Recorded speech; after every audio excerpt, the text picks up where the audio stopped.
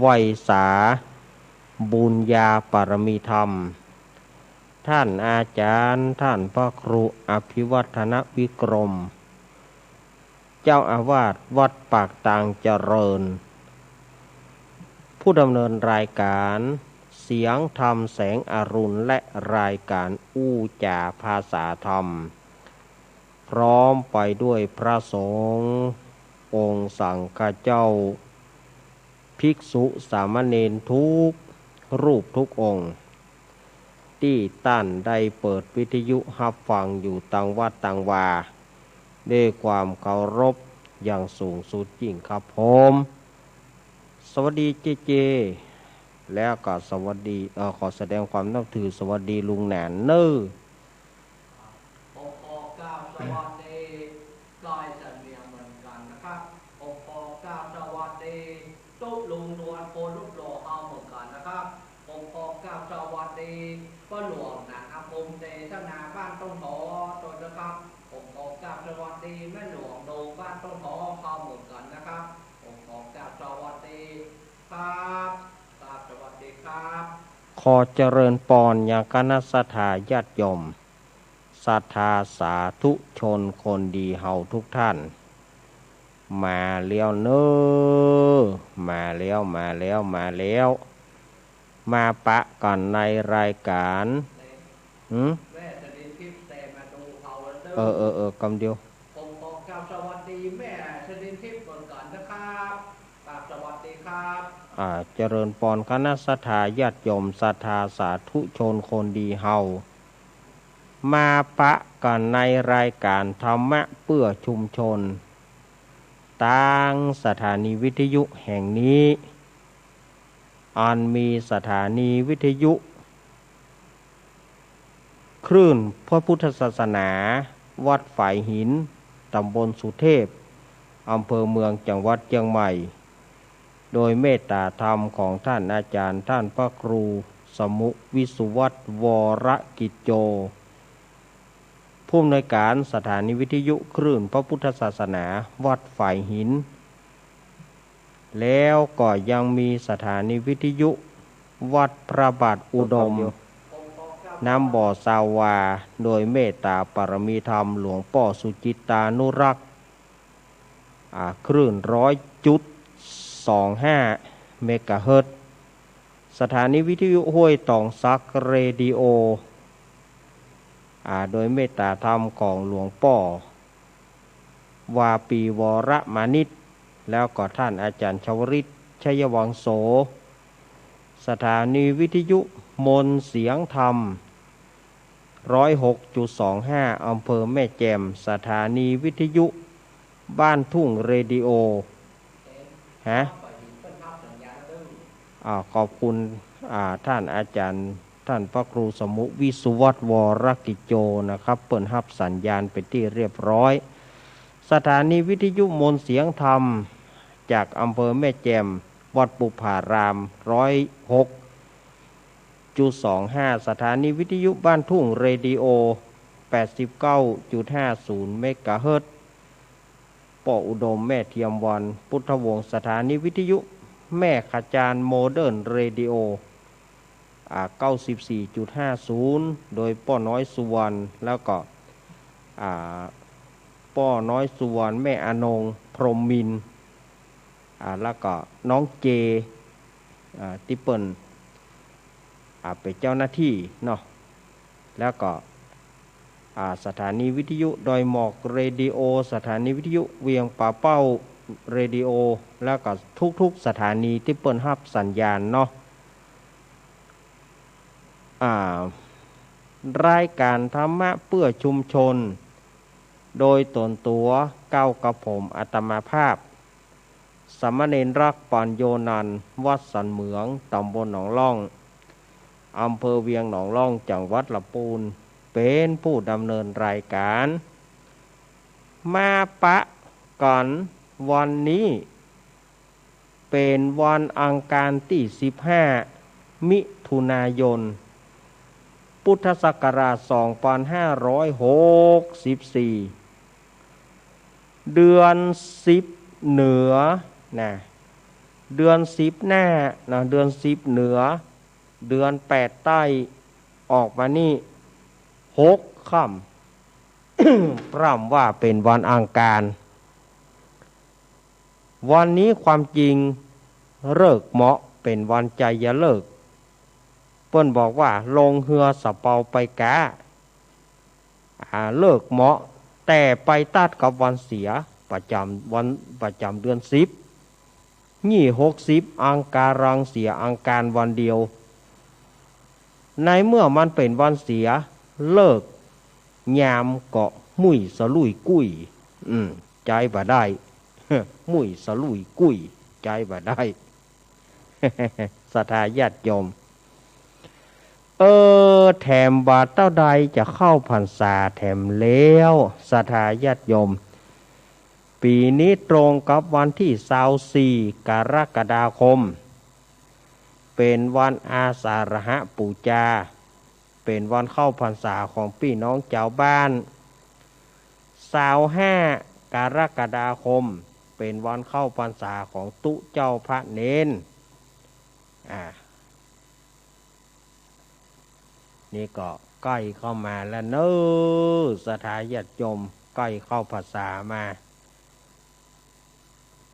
เป็นจะได้พ่องหาฝนตกก็ศรัทธาบ้านศรัทธาญาติโยมเนาะฝนถ้าจะตกทั่วกันวันนี้ก็ยังมีน้อยๆนะแต่ทางบ้านอาตมานะแต่ว่าทางบ้านญาติโยมก็จะนักจ๋าเปิ้นว่าวันนี้จะมีฝนถึง 80% ของพื้นที่80% ดูศรัทธาญาติโยมว่ายังบ่นักเด้อนะ แต่มันก็ครึ้มอากาศครึ้มอากาศก็ถือว่าเย็นสบายเย็นสบายบ่ร้อนเนาะเอาละศรัทธาญาติโยมศรัทธาสาธุชนทุกท่านมาปะกันแล้วเพื่อบ่ให้กลาดเกลี้ยวเสียเวลาอาตมาภาพก็จะได้นำศรัทธาญาติโยมสวดมนต์สังฆะปะเปิกรวดสืบโหราจตาศรัทธาญาติโยมที่จะเอาน้ำมนต์ก็เตรียมไว้เลยเนอะเตรียมไว้เลยอาจจะเอาน้ำมนต์ศรัทธาญาติโยมหลายท่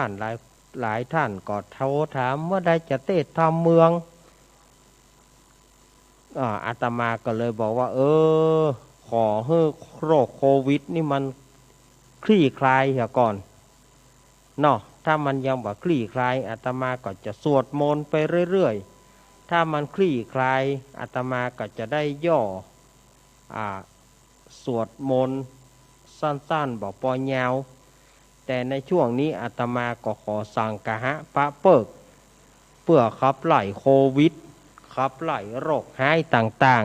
ๆให้หนีไปจากสยามเมืองยิ้มของเฮาก็ยินดีป้อสมศักดิ์แม่สีเพนเนอร์เปิ้นก็เป็นเก้าเป็นกันขอบคุณเนอร์แม่เพนแจ้งข่าวมาเปิ้นเป็นตึงสะพานบุญเป็นตึงนักข่าวประจำตัวของอาตมาภาพนะหญิงไทยหัวใจเพชรนี่นะแต่กี้ประกอบ หอมกันสวดมาอนุโมทนาเนอร์ตานไปหาอุ้ยน้อยปอนอุ้ยเงินในอเนกนางจินตนาพรน้องปลายฝนตานไปหาป้อสอนชัยกาวินนั่นเนอร์อนุโมทนาบุญกับป้อสมศักดิ์แม่สีเพนแม่ฟองคำกีนาอิเป็นพี่สาวเปิ้นแม่ฟองคำเนาะนี่ก็ตานไปเรียบร้อยแล้วก็ศรัทธาญาติโยมแถมหลายท่านหลายผู้หลายคนนี่ก็ยินดีกับป้อเจิญแม่จันนวลกันทมูลบ้านเวียงหนองล่องก็ร่วมทำบุญมา40 บาทก็ อนุโมทนาเนอแล้วก็แม่พลอยสุริยะบ้านสีถ้อยอำเภอฝางทำบุญ100 บาทปูจากันสวดมนต์แล้วก็ญาติโยมหลายท่านที่ร่วมทำบุญมาอาตมาก็ฮับเป็นที่เรียบร้อยเนาะแล้วก็ตังแม่เพนก็ยังฮับเป็นสะพานบุญเพื่ออาตมาเกี่ยวกับตังวัดอาตมานั้นก็ได้ก่อสร้างแปลงโรงครัวแต่ยังขาดทุนทรัพย์ที่จะซื้อปูนสำหรับเทปูนนะเทปูนซื้อปูนสำหรับเทปูนตังป้อกกำนันเปิ้นก็ขอห่วมขอความร่วมมือร่วมใจร่วมศรัทธาญาติโยมฝ่ายที่จะห่วมซื้อปูนซีเมนต์เพื่อเอามาเทปืนโรงครัวปูนซีเมนต์นั้นถุงละ100 บาทนี่ก็อาตมาก็ฮับไป3 ถุงแล้วก็แม่เพนตาใดก็ได้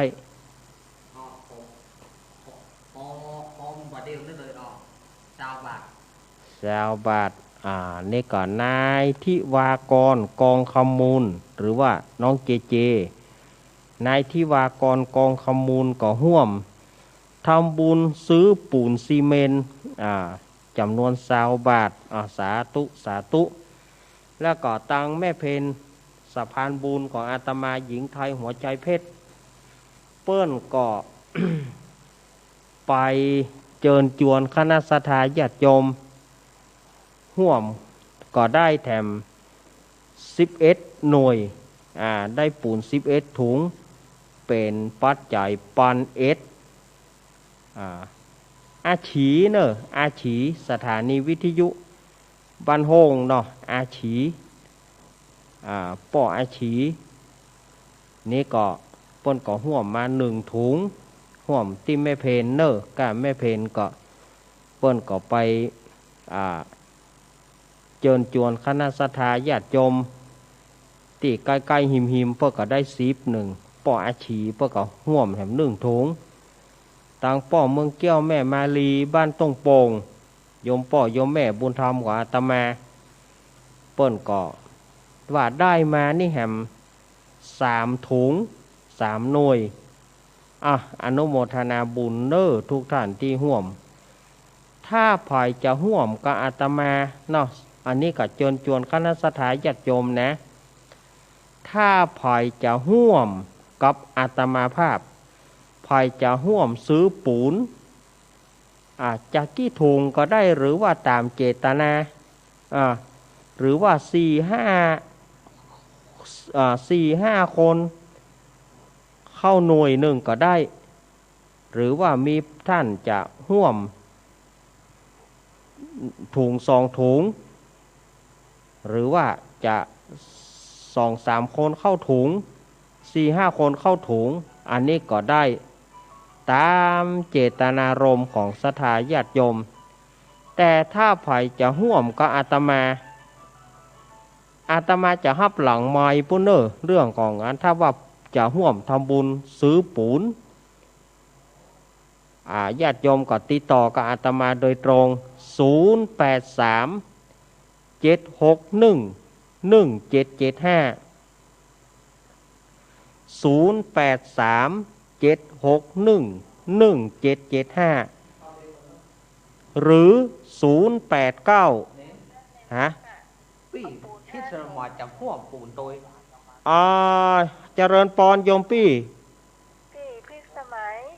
ครับปูนโยมพี่ฮับอันนี้เปิ้นมาเปิ้นเป็นสะพานบุญแล้วก็เลยบ่ได้แจ้งเรื่องอันนี้สักกรรมว่าจะเอามาแจ้งในนี้อยู่โยมพี่ฮับปูนเนาะฮับปูนตาใด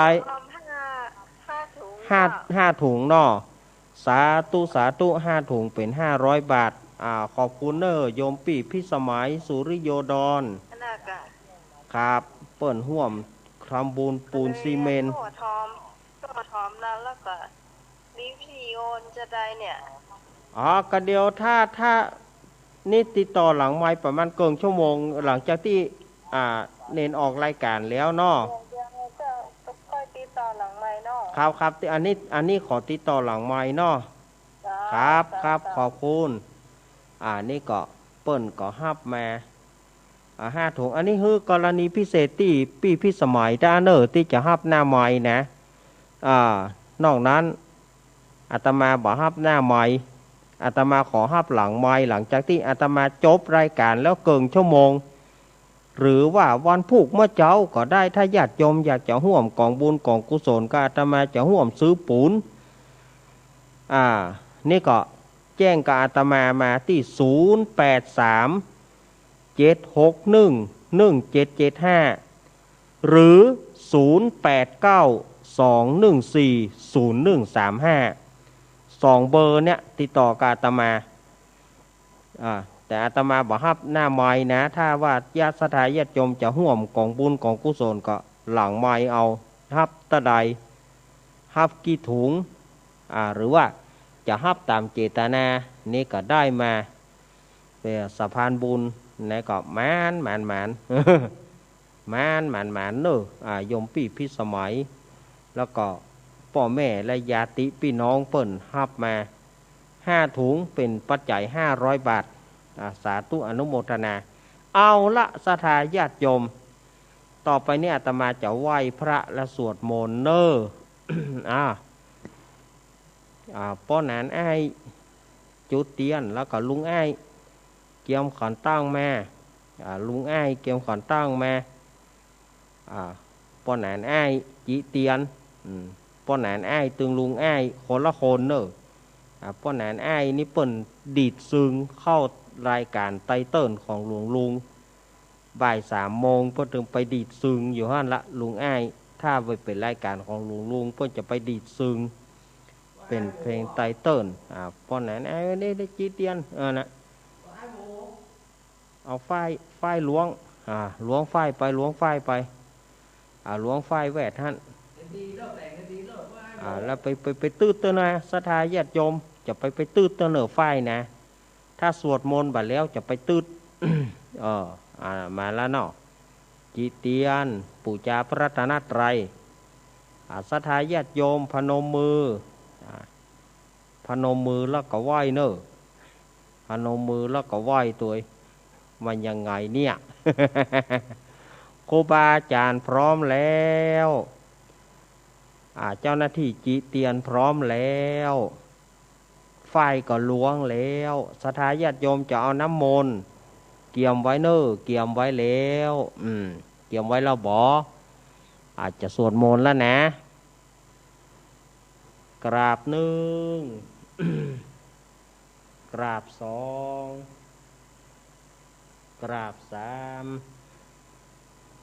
ไหว้พระเนอะอะระหังสัมมาสัมพุทโธภะคะวาพุทธังภะคะวันตังอภิวาเทมิสวากขาโตภะคะวะตาธัมโมธัมมังนะมัสสามิสุปฏิปันโนภะคะวะโตสาวกสังโฆสังฆังนะมามิป้อนานป้อนานมาทางนี้ป้อนานมาขึ้นพระปริตแล้วก็ลวดขึ้นสักเคเลยเจิญแบตไม้เขาหาได้ก่อได้เนาะป้อนานขึ้นปริต เวปติปฏิปหายาสัพพสัมปติสิทธิยาสัพพทุกขวินาศายาปริตังพรุทะมังคารังเวปติปฏิปหายาสัพพสัมปติสิทธิยาสัพพพยวินาศายาปริตังพรุทะมังคารัง วิปติปฏิปหายาสัพพสัมปติสิทธิยาสัพพโรคะวินาศายาปริตังพรูทะมังคารังสักเคกาเมจารุเปคิริสิกรตเตจันตรเควิมาเนทีเปราเทจักขเมตรุวนาคาเนอารัมวัตุมหิเกเตโหมาทาทโยจตุโลกปราชายัมมราชาอินโทเวสุวรรณราชาอริยเมตโยโพธิสตาวกาทโยอริยสาวกาจะปุถุชนะกรณยจะสมาธิทิเยวะพุทเทปสันนาธัมเมปสันนาสังเคปสันนาพุทเทฉักคารวาธัมเมสักคารวาสังเคสักคารวาอิโตทานาโตยาวาปรัมปราอิมาสมิงสุจักวาเรสุเทวตายังมุนิวรเจ้านางสาทโวโนสุนันโตธรรมสวนาการโรอายัมภะทันตาธรรมสวนาการโรอายัมภะทันตาธรรมสวนาการโรอายัมภะทันตาเอาละศรัทธาญาติโยมต่อไปพระสงฆ์องค์เจ้าจะได้สวดสังฆะปาเปิกลำพังอาตมาคนเดียวก็เอาบ่แปะขอแรงอธิษฐานจิตจากท่านครูบาอาจารย์ที่เปิดฟังอยู่แล้วก็ขอแห่งอธิษฐานจิตจากศรัทธาญาติโยมที่เปิดวิทยุรับฟังรวมพลังเป็นอันหนึ่งอันเดียวกันเพื่อผลักดันโควิดผลักดันโรคหายให้ออกไปจากเมืองเหนือล้านนาและสยามเมืองยิ้มของเฮาเนอ ตั้งจิตตั้งใจอธิษฐานจิตแผ่เมตตาด้วยกันอาตมาจะสวดมนต์สังฆะปาเปิกเนาะนะโมตัสสะภะคะวะโตอะระหะโตสัมมาสัมพุทธัสสะนะโมตัสสะภะคะวะโตอะระหะโตสัมมาสัมพุทธัสสะนะโมตัสสะภะคะวะโตอะระหะโตสัมมาสัมพุทธัสสะพุทธังสรณังคัจฉามิธัมมังสารนังกัจฉามิสังฆังสารนังกัจฉามิทุติยัมปิพุทธังสารนังกัจฉามิทุติยัมปิธัมมังสารนังกัจฉามิทุติยัมปิสังฆังสารนังกัจฉามิตติยัมปิพุทธังสารนังกัจฉามิตติยัมปิธัมมังสารนังกัจฉามิตติยัมปิสังฆังสารนังกัจฉามินะโมเมสัพพะพุทธานังตัวติงสาวรรักกโนตันหังกโรมหาวิโรเมตังกโรมหายาโสสารนังกโรโรกาหิโตทิปังกโรชุตินทโรโกนทันโยชนะปะโมโคมังกโรปุริสาสะโพสุมาโนสุมาโนทิโรเรวัตโตราติวัฏโนโสปิโตกุณัสสัมปันโนอโนมาตาสิจานุตตโมปาทุโมโรกาปโชโตนาราโทวราสารถิปาทุมุนตาโรสัตตะสาโรสุเมโทอังกาปุงกาโลสุชาโตสัพพะโรกาโคปิยะทัสสีนาราสาโพอาทาทัสสิการุณิโกธรรมตัสสิตาโมนุโทสิทธัตโถอาสาโมโรเกติโสจาวาราตังวาโรปุโสจาวาราโทพุทโธวิปัสสิจานุปโมสิกิสัปปะหิโตสัทธาเวสาโพสุขาทายาโกกกุสันโทสัทธาวาโหโกนาคามาโนรานัญจาโหกัสสะโปสิริสัมปันโนโกตาโมสักกายาปุงกาโว อาตาวิสาติสังกาตาอิเมพุทธามหิติกาการุณาคุณาสัมปันนาสัพพโรกาภิภูจิตาเอเตตัสสะปาราพุทธาอุตตมาอังคาปุงกาลาเตปิสังฆาคุณาสุงปิติเยอามาตังปาทังเอเตพุทธาติตาจะมังการาหนติสัพพทาอาตาวิสาติเมพุทเทอาหังวันตามิสัพปาตาเตสังญาณินาสิเรนะกันติเมตตาภาเรนะจะเตปิโนอนุรากันโตอโรคายเยนะสุเขนะจาอาตาวิสาติเมพุทเทโย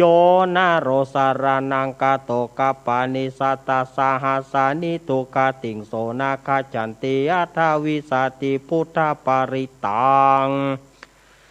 เมตตาโยอุตตารโรรโมปเสโนโกสารพิภูธิคาโสนาจาสังกิจโจสุโพโตไทยะประมาโนนารากิริงปาริรโยโพธิสัตตาอิเมทัสสานุกัมเมนะสัมโพธิงปาปุนิสันติอานากาเตอัญเยปัญจสัตตาธิรารัฐพยาการณสียุงอนุกัมเมนะสัมโพธิงปาปุนิสันติอานากาเตเอเตนะสัจจวัชเชนะโหตุโนชัยยะมังกรัง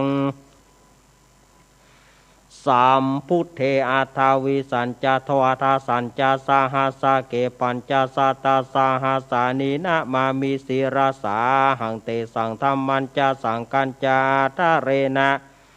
นามามิหังนามาการานุภาเวนะหันตัวสัพเพอุปัฏฐเวอเนกาอันตารายาปิวินาสันโตอาเสสะโตสัมพุทเทปัญจปัญญาสัญจจตุวิสติสหัสสะเกทัสสะสัตตาสหัสสานินะมามิสิราสาหังเตสังธรรมันจสังกัญจอาทะเรนะนะมามิหังนามาการานุภาเวนะหันตัวสัพเพอุปัฏฐเวอเนกาอันตารายาปิวินาสันโตอาเสสะโตสัมพุทเทนาวุฒาราสเตอาตาจตาลีสัสหัสสะเกวิสติสัตตาสหัสสานินะมามิสิราสาหังเตสังธรรมันจสังกัญจาทะเรนะนะมามิหังนามาการานุภาเวนะหันตัวสัพเพอุปัฏฐเวอเนกาอันตารายาปิวินาสันโตอาเสสะโตนะโมอะระหะโตสัมมาสัมพุทธัสสะมะเหสิโนนะโมตัมมะธัมมัสสะสวากาตเสวะเตนิทานะโมมหาสังกัสสะปิวิสุทธาสีลทิทิโนนะโมมัตตยรัตตสรัตนัตยสสาธุกังนะโมโอมากาติตัสสะตัสสะวะตุตยัสสะปินะโมการะปะปะเวนะวิคาฉันตุอุปัฏฐวานะโมการานุภาเวนะสุวาทีหนตุสัพพทานะโมการาจเตเจนะวิธิมหิโอมิเตชวาสาสนาสัจโรกัสสาวุธิภาวตุสัพพทาสาสานัมปิจโรกันจเทวรกันตุสัพพทาสถิงโหนตุสุขีสัพเพปาริวาเรหิอัตโนอเนกาโสมานาโหนตุสหัสสะเพหิยาติปิราจะโตวะโจระโตวะมานุสะโตวะอามานุสะโตวะอาคิโตวะอุทธากาโตวะปิสาจโตวะขานุกาโตวะกันทกะโตวะนักขตาโตวะชนะปัทาโรกาโตวะอาสัทธรรมโตวาสันทิติโตวาสัพปุริสะโตวาจันทะอาติอาสามิกาโกนากุกุระอหิวิจิกามานิสัมปติปิอาจากาสักระกสุการามหิสายาการาคาสาติหินานาปยโตวานานาโรกาโตวานานาโรโกนานาอุปัฏฐวะโตวะอารักขังกันหันโตปฏิฐานาโตปัฏฐายตถาคตสะตัสสะปะระมิโยตัสสะอุปปะระมิโยทัสสะปารามิทัสสะปารามาทาปารามิโยปัญจามหาปริจจเขติโสจาริยปัจฉิมปะเวกาปาวะกันติงชาติงาภินิกามานังปาทานาจาริยังโพธิบารังเกมาราวิชัยยังสัพปัญโยตายนะปฏิเวทัง นาวาโรกุตระธรรมเมติสัพเพปิเมพุทธกุเนอวชิตวเวสาริยเตสุปการันตาเรสุติยามาราติงปาริตังการนโต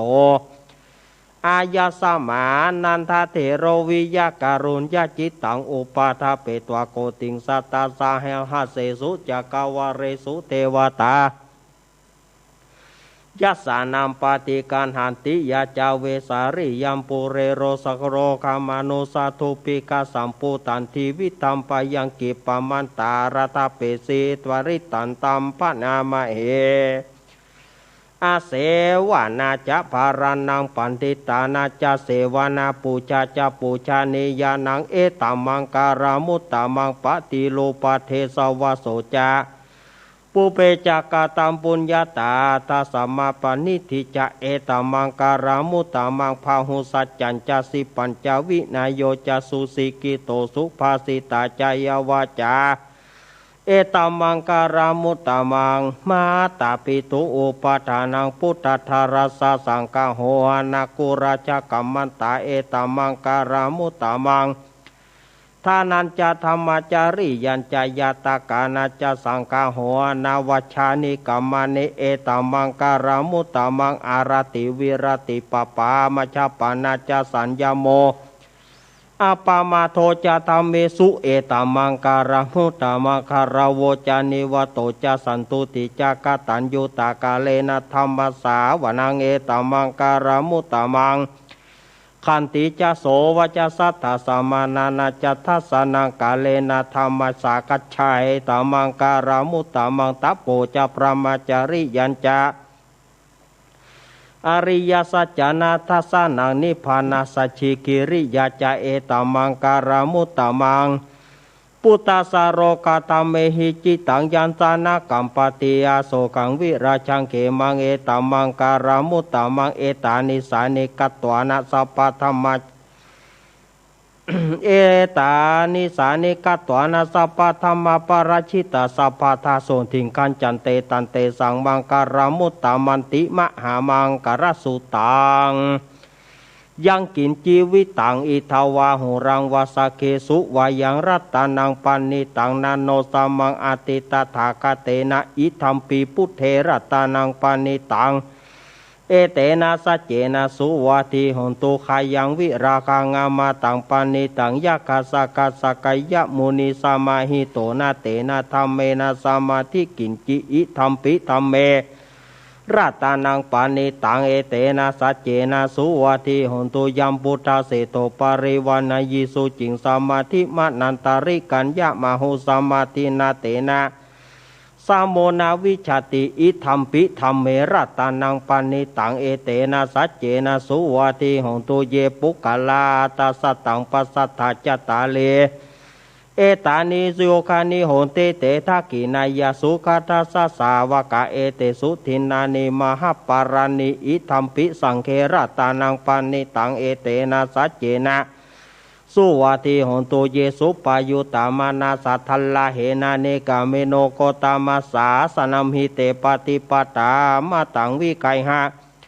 รัตโมทานิภูติงปุชฌมานาอิธัมปิสังเครัตานังปันนิตังเอเตนะสัจเจนะสุวัติโหนตุขีนังปุรานังนาวังนาทิสัมปาวังวิรตาจิตายาติเกภาวะสามิงเตกีนาภิชาวิลุลาหิฉันตานิพันติธีรายาถายัมปติโปยตัมปิสังเครัตานังปานิตังเอเตนะสัจเจนะสุวัติหนตุยานิตาโปตานิสามากตานิโปมาเนวายาเนวานตาริเกตาทากตังเทวมานุสปุจิตังพุทธัง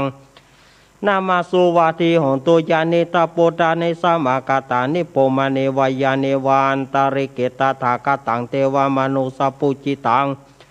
ธรรมังนามาสามาสุวัติหนตุยานิตาโปตานิสามากตานิโปมาเนวายาเนวานตาริเกตาทากตังเทวามนุสปุชิตังสังฆังนามาสามาสุวัติหนตุรัตนสุตังเมตัญจสัพพโรกัสสมิงมานะสัมภาวะเยอปาริมานังอุทังอโรจติริยัญจาอาสัมปตังอเวรังอาสัพพตังติทังจารังนิสิโนวา สยโนวายาวัตสาวิกาตาเมโทเอตังสติงาทิไถยะพระมะเมตังวิหารังอิทะมาโหทิตินจานุปกรรมสีรวัตสเนนะสัมปันโนกาเมสุวินัยเกตังนาหิจตุขภัสสยังปุณเรเตติการณิยาเมตตาสุตังอัปปะมะโนพุทโธอัปปะมะโนธัมโมอัปปะมะโนสังโฆปะมะนาวันตานิสิริสัพพานิอาหิวิจิกามานิอาหิวิจิกาสัทธาปฏิอุณานาภิสารโปมุชิกากาตาเมระกากาตาเมปาริตาปฏิกัมมันโตโปดานิโสหังนะโมภะคะวะโตนะโมสัตตานังสัมมาสัมพุทธานันติอิติปิโสภะคะวะอะระหังสัมมาสัมพุทโธวิจาจารณะสัมปันโนสุขโตโรกาวิโตอนุตตรปุริสธรรมสารถิสัทธาเทวมนุสานังพุทโธภะคะวะติสวากาโตภะคะวะตาธัมโมสันติติโกอาการิโกเอหิปัสสิโกปานายิโกปัจจตังเวทิตาโพวินโยหิติสุปฏิปันโนภะคะวะโตสาวกสังโฆโอชุปฏิปันโนภะคะวะโตสาวกสังโฆยายะปฏิปันโนภะคะวะโตสาวกสังโฆสามิจิปฏิปันโนภะคะวะโตสาวกสังโฆยะติตังจัตตาลิปุริสายุกานิอัตตาปุริสาปุงกาลาเอสาภะคะวะโตสาวกสังโฆอาหุนายโยปาหุนายโยทักขินายโยอัญชาริการานิโยอนุตตรังบุญญาเกตังโรกัสสาติสัพพะโรกาวินิมุตโตสัพพะสันตาปวชิโตสัพพะเวรมติกันโตนิพุตโตจตุวังภวัสสปิติโยมิวัจจันตุสัพพะโรโกวินาสโตมาเตภวัตวันตารายโยสุขีติกายุโกภวะอภิวาตานาสิริสานิจังวุธาปัจจายโนจัตตารโรธรรมาวัฏันติอายุวโนสุขังพลังหาหุงสาหาสามาพินิมิตาสาวุธานทางเกรเมการังอุติตาโกรสาเสนาบารังธานิทาธานาทิธรรมาวิธินาชิตตวามุนินโทตันเตชะสาปาวตุเตชัยยมังการานิมาราติเรกามาปิยุจิตะสัปปาราติงโกรัมปานาราวากาวะคามาทัทายกังกันติสุทันตาวิธินาชิตตวามุนินโทตันเตชะสาปาวตุเตชัยยมังการานินารากิริงกาชาวรังอาติมาตาปูตังทาวเกจกามาสานิวสุทารุนันตังเมตัมปูเสกาวิธินาชิตตวามุนินโทตันเตชะสาปาวตุเตชัยยมังการานิอุกิตากะกามันติอันตาสุทารุนันตังตาวันติโยชนะปะทังกุริมาระวันตังเอติปิสังกตามโนชิตตวามุนินโทตันเตชะสาภาวตุเตชัยยมังการานิกัตตวานะกตามุตตารังเอวากาปินิยาจินจายะทุทวัจจนังชยะกายะมันเจสันเตนะโสมาวิธินาชิตตวามุนินโทตันเตชะสาภาวตุเตชัยยมังการานิสัจจังวิหายามติสัจจกวัฏเกตุงวัฏพิโรปิตามานังอันติอันทาปุตังปัญญาปฏิปัชาริโตชิตตวามุนินโทตันเตชะสาภาวตุเตชัยยมังการานินันโทปนันทาปุจคังวิปุทังวาหิทิงภูเตนะเถระปุจเกนะทะมาปยันโตเอทุปเตสาวิธินาชิตตวามุนินโทตันเตชะสาภาวตุเตชัยยมังการานิทุกหัตถิติปุจเกนะสุรารัถังพระมังวิสุติจุติมิติภากาภิยานังยานากเตนะวิธินาวิธีนาชิตตวามุนินโทตันเตชะสาภาวตุเตชัยยมังการานิเอตาปิพุทธชัยยมังการาอัตถกถาโยวัจโนตินะติเนสระเตมตันทิอิตวานานิกาวิวิธานิจุปตาวานิโมขังสุขังอาทิขามายานาโรสปัญโยโหชังโคสติสังกาโตธรรมานังวิจโยตถาวิริยัมปิติปัสสะทิโพชังกาจัตตถาปเรสมาตุเปกาโพชังกาสัตเตเตสัพพัทธสีนามุนินาสมาทากาตาภาวิตาภาหุริกตาสังวัตติอภิญญายานิปานายะจโพธิยาเอเตนะสัจจวเชนะโสทิเตหงตุสัพพทาเอกสัมมิงสัมมาเยนะโถโมกัลลานันจักกัสสปังคิละเนตุกิเตติสวาโพชังเกสตะเตสยิเตจตังอาภินันทิตัวโรกามุจิงสุตังคเนเตนะสัจจวเชนะโสทิเตหงตุสัพพทา เอกะธาธรรมราชาปิเครัญเยนาพิปิลิโตจุนทัตเถเรนะตันเยวะพนาเปตวานัสสาทรังสัมโมทิตวาจะอาปาทาตัมหาวุฒาสิฐานะโสเอเตนะสัจจวะเชนะโสทิเตหงตุสัพพตาไปนาเตจะอาปาตาตินานัมปิมเหสีนังมะฆะหตะกิเลสวะปตานุปฏิธรรมตังเอเตนะสัจจวะเชนะโสทิเตหงตุสัพพตายันตุนิมิตังอวะมังการัญจะโยจามานาโปสะโกนาสัสสะโตปาปะกะโหสุรุปินังอาการตังพุทธานุภาเวนะวินาสัมมินตุยันตุนิมิตังอวะมังการัญจะโยจามานาโปสะโกนาสัสสะโตปาปะกะโหทุสุปินังอาการตังธัมมานุภาเวนะวินาสัมมินตุยันตุนิมิตังอวมังการัญจโยจามานาโปสะโกนาสัสสะโถปาปะกะโหตุสุปินากันตังสังฆานุภาเวนะวินาสัมมิตุมหาการุณิโกนาโถอิตายะสัพพปานินางปุริตวปารมีสัมปปันโตสัมโพธิมุตตามะเอเตนะสัจจวะเจนะโหตุเตชัยยะมังการังชยันโตโพธิยามุเรสกายานังนันติวัตโนเอวังตวังวิชัยโยหิชัยสุชัยมังกาเลอปาราชิตปารังเกสิเสปัทวิปุกาเลอปิเสเกสัพพพุทธานังกปะโตปามุตติสุนากตังสุมังการังสุปปะตังสุหุติตังสุกโนโสโมโหโตจะสุยิทังพระมาจาริโสปะทักกินังกายะกัมมังวาจากัมมังปะทักกินังมโนกัมมังปณิติเตปะทักกินาปะทักกินานิกาตัวนะระพันธเตปะทักกิเนโสอัทราโทสุขิโตวิรุณโหพุทธศาสเนโรโกสุขิโตหิสาสเปยติปิสาอัทราธาสุขิตาวิรุณหาพุทธศาสเนโรกาสุขิตาหิสาสเปยติปิเตอัทราธาสุขิตาวิรุณหาพุทธศาสเนโรกาสุขิตาหทสหัสเปยติปินาทิเมสารนังอัญญังพุทโธเมสารนาวรายเตนะสัจจวะเชนะหงตุเตชัยยะมังการังนาทิเมสารนัญญังธัมโมเมสารนาวรังเอเตนะสัจจวะเชนะหงตุเตชัยยะมังการังนาทิเมสารนัญญังสังโฆเมสารนาวรายเตนะสัจจวะเชนะหงตุเตชัยยะมังการังยังกินจิรัตานังโลเกวิชติวิวิทปุโทรัตานังพุทธสัมมานาติสัตสตาสมาโสติงปวันตุเตยังกินจิรัตานังโลเกวิชติวิวิทปุโทรัตานังธรรมสัมมานาติตาสมาโสติงปวันตุเตยังกินจิรัตานังโลเกวิชติวิวิทปุโทรัตานังสังฆสัมมังนาติตาสมาโสติงปวันตุเตโอมติปะสหมังสาดาบเทียนก้าวัดวาลูกเป็นเปียวไฟสาลีกันใจกูเทียนนี้ปราบเมืองผีมากู้ดาวบ่หูกู้บ่หูกี่เจนเต้าภาพกินมา101ภาษากูก็ปราบได้ใต้พื้นฟ้าเหนือหน้าแผ่นดินเกาลิ้นกูก็เป็นน้ำเกากลางกูก็เป็นแม่น้ำใหญ่กูจะออกไปท่วมหัวผีตายปลายลิ้นกูเป็นดาบเทียนก้าใต้พื้นฟ้ากูบ่กลัวสังโอมซับปะโตมังสวหายโอมเป็ดจะรำแผ่นดินดำไหววาวาดสายตาผีขาดกับหนีละคนดีกูเอาไว้นี่อย่าได้เอาไปตัวหมู่สู่ต้านตั้งผีมารและผีเข็นตั้งผียักษ์ผีเย็นอย่าได้มาใกล้ผียักษ์ร้ายจงหนีไปปันตั้งผีกุมพานและผีหายอันเตียวต้องพายจงรีบหนีไปอมสัปปะโตมังสวาหายสาธุสาธุสาธุพระปัญญาปารมี30ทัสสาธุพระปัญญาปารมีวัดแวดล้อมวิริยาปารมีอ้อมระวังดี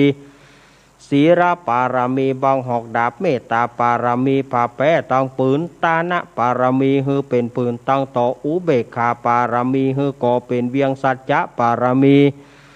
เวทระวังดีเป็นไม้ใต้กันตีปารมีกลายเป็นหอกดาบบังหน้าไม้และปืนไฟอาทิฐานะปารมี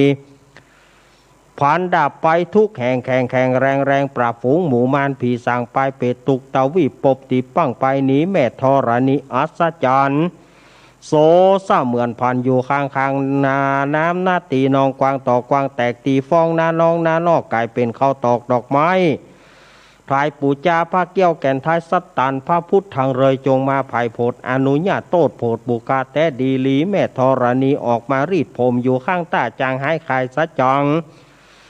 งาซับดินพ่นน้ำนาตีลงผ่านภายคอไปหักตบเต้าพญามารเอาตังปูนกัวยกมือขึ้นทุนหัวใส่กราว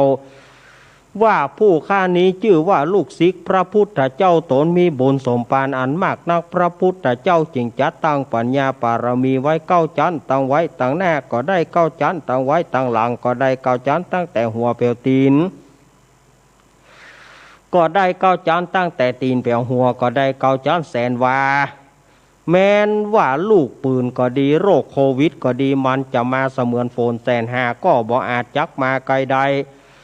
ข้าพเจ้าจึงปากันได้ว่าโอมพุทธกุณังโอมธรรมะกุณังโอมสังฆกุณังโอมพุทธอินตาโอมธรรมะอินตาโอมสังฆอินตาอัสสะอัปแม่ธรณี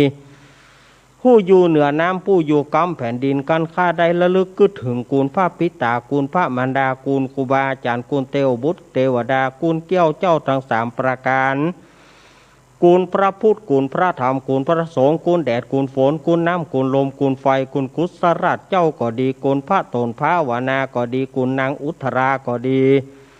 กูลพระปัญเจกับพุทธเจ้าก็ดีกูลแม่ธรณีก็ดีกูลเจ้าแม่กวนอิมบรมโพธิสัตว์ก็ดีจงมารักษากำหน้าและกำหลังตนตัวแห่งข้าพเจ้าและสถานีวิทยุที่ท่านรับฟังอยู่นั่นจงจักมีเตียงแต่ดีลีจิมแดเตอโอมพุทโธพุทธังรักษาโอมธัมโมธัมมังรักษาโอมสังโฆสังฆังรักษาโอมพุทโธพุทธังอรหังโอมธัมโมธัมมังอรหังโอมสังโฆสังฆังอรหังโอมพุทโธพุทธังกันหะ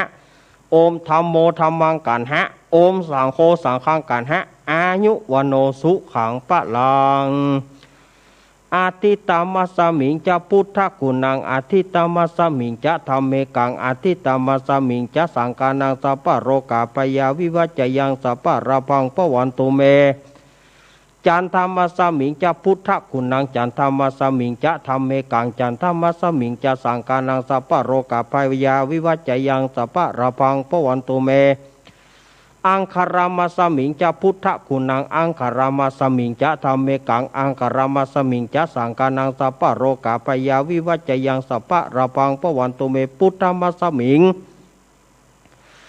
จะพุทธกุณังพุทธมัสมิงจะธัมเมกังพุทธมัสมิงจะสังฆานังสัพพะโรกาปยาวิวัจจยังสัพพะระพังปวันตุเมกุรุมัสมิงจะพุทธกุณังคุรุมัสมิงจะธัมเมกังคุรุมัสมิงจะสังฆานังสัพพะโรกาปยาวิวัจจยังสัพพะระพังปวันตุเมสุขามัสมิงจะพุทธกุณังสุขามัสมิงจะธัมเมกังสุขามัสมิงจะสังฆานังสัพพะโรกาปยาวิวัจจยังสัพพะระพังปวันตุเมโสริจามัสมิงจะพุทธกุณังโสริจามัสมิงจะธัมเมกังโสริจามัสมิงจะสังฆานังสัพพะโรกาปยาวิวัจจยังสัพพะระพังปวันตุเมราหูจามัสมิงจะพุทธกุณังราหูจามัสมิงจะธัมเมกังราหูจามัสมิงจะสังฆานังสัพพะโรกาปยาวิวัจจยังสัพพะระพังปวันตุเมเกตุมัสมิงจะพุทธกุณังเกตุมัสมิงจะธัมเมกังเกตุมัสมิงจะสังฆานังสัพพะโรกาปยาวิวัจจยังสัพพะระพังปวันตุเมอิมัสสมิงมงคลจักรวาลทั้ง8ทิศประสิทธิจงมาเป็นกำแพงเกี่ยวทั้ง7ชั้นมาป้องกันห้อมล้อมรอบครอบทั่วอนันตาราชเสมานาเกเตสมันตาสัตโยจานัสสัตตาสหัสานิพุทธจารปริเกเตระกันตุสุระกันตุอิมัสสมิงมงคลจักรวาลทั้ง8ทิศประสิทธิจงมาเป็นกำแพงเกี่ยวทั้ง7ชั้นมาป้องกันห้อมล้อมรอบครอบทั่วอนันตาราชเสมานาเกเตสมันตาสัตโยจานัสสัตตาสหัสานิธรรมชารปริเกเตระกันตุสุระกันตุอิมัสสมิงมงคลจักรวาลทั้ง8ทิศประสิทธิจงมาเป็นกำแพงเกี่ยวทั้ง7ชั้นมาป้องกันห้อมล้อมรอบครอบตัวอนันตาราชเสมานาเกเตสมันตาสัตโยจานัสสัตตาสหัสานิปัญเจกพุทธชารปริเกเตระกันตุสุระกันตุอิมัสสมิงมงคลจักรวาลทั้ง8ทิศประสิทธิจงมาเป็นกำแพงเกี่ยวทั้ง7ชั้นมาป้องกันห้อมล้อมรอบครอบตัวอนันตาราชเสมานาเกเตสมันตาสัตโยจานัสสัตตาสหัสานิสังฆชารปริเกเตระกันตุสุระกันตุ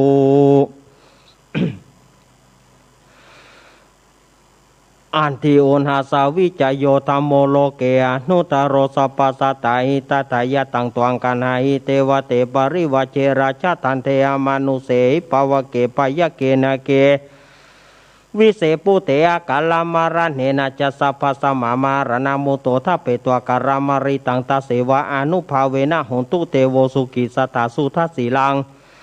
สมาทายะธรรมังสุจาริตังจาเรตเสวานุภาเวนะหนตุเทโวสุกิสตาลิกิตังกินจิตังปูชังตระนังวัจจานังการุงปริสังเทสนังสุตวตัสสะอายุปวัตติอธิอุณหสาวิจโยธรรมโมโลเกอนุตตโรสปัสสตาหิตถายะตังตวังกันหาหิเทวเตปริวเชราชทันเทอมนุเสปวเกปยะเกนะเกวิเศปุเต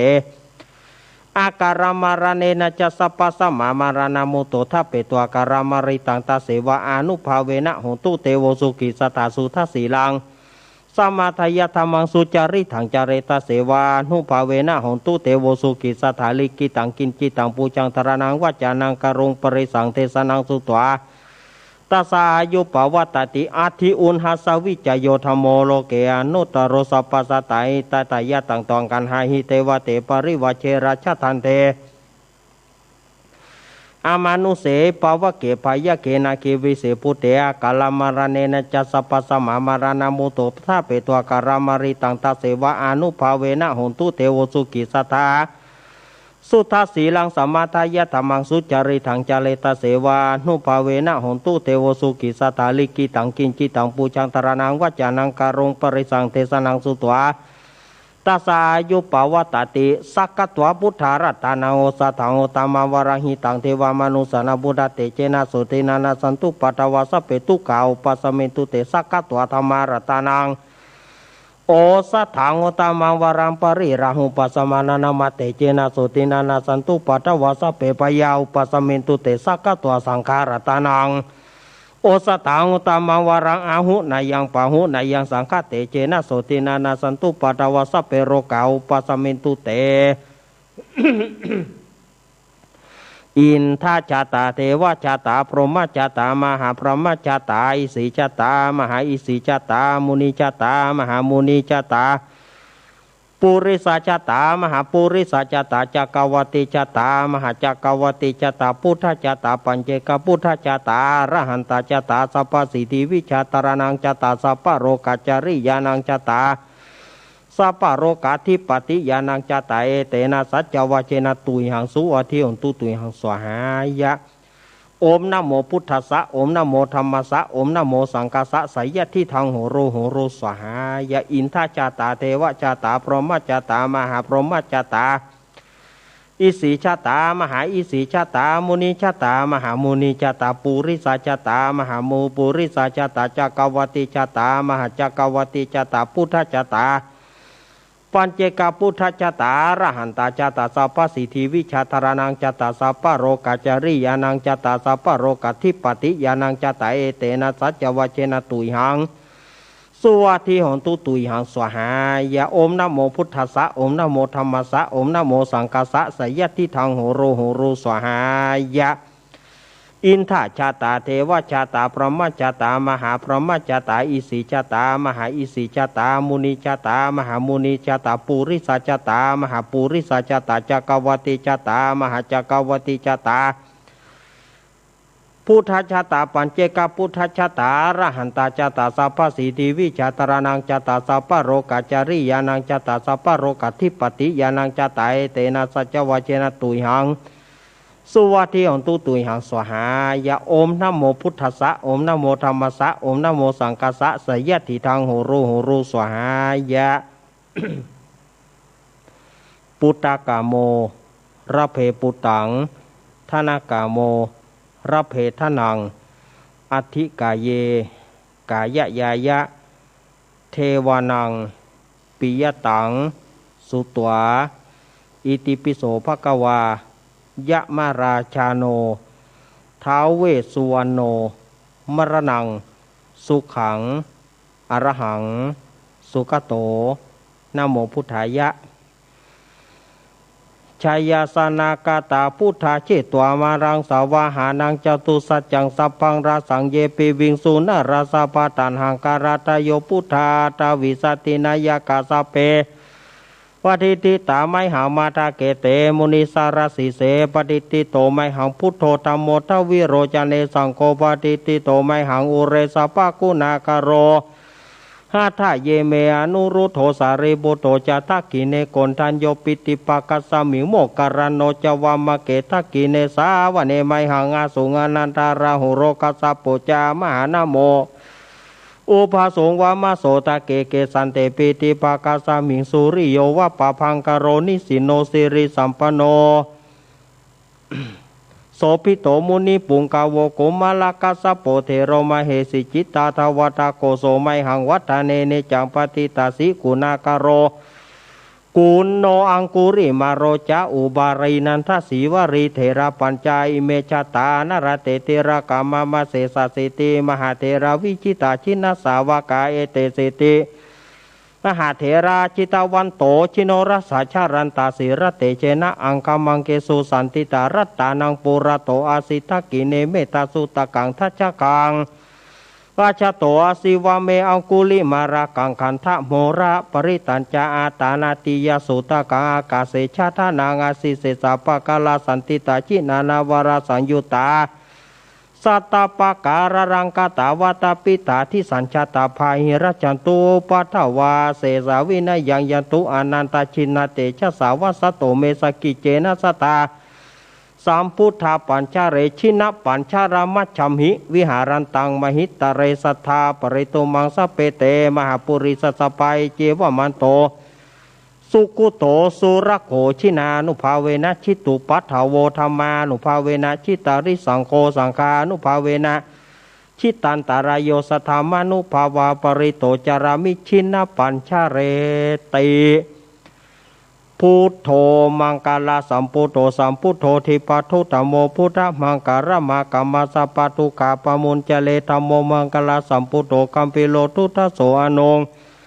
ธรรมมังกาลามากัมมาสัพพพยาปมุญเจเลสังโฆมังการะสัมปุโตวราตขินายโยอนุตโรสังฆมังการะมากัมมาสัพพโรกาปมุญเจเล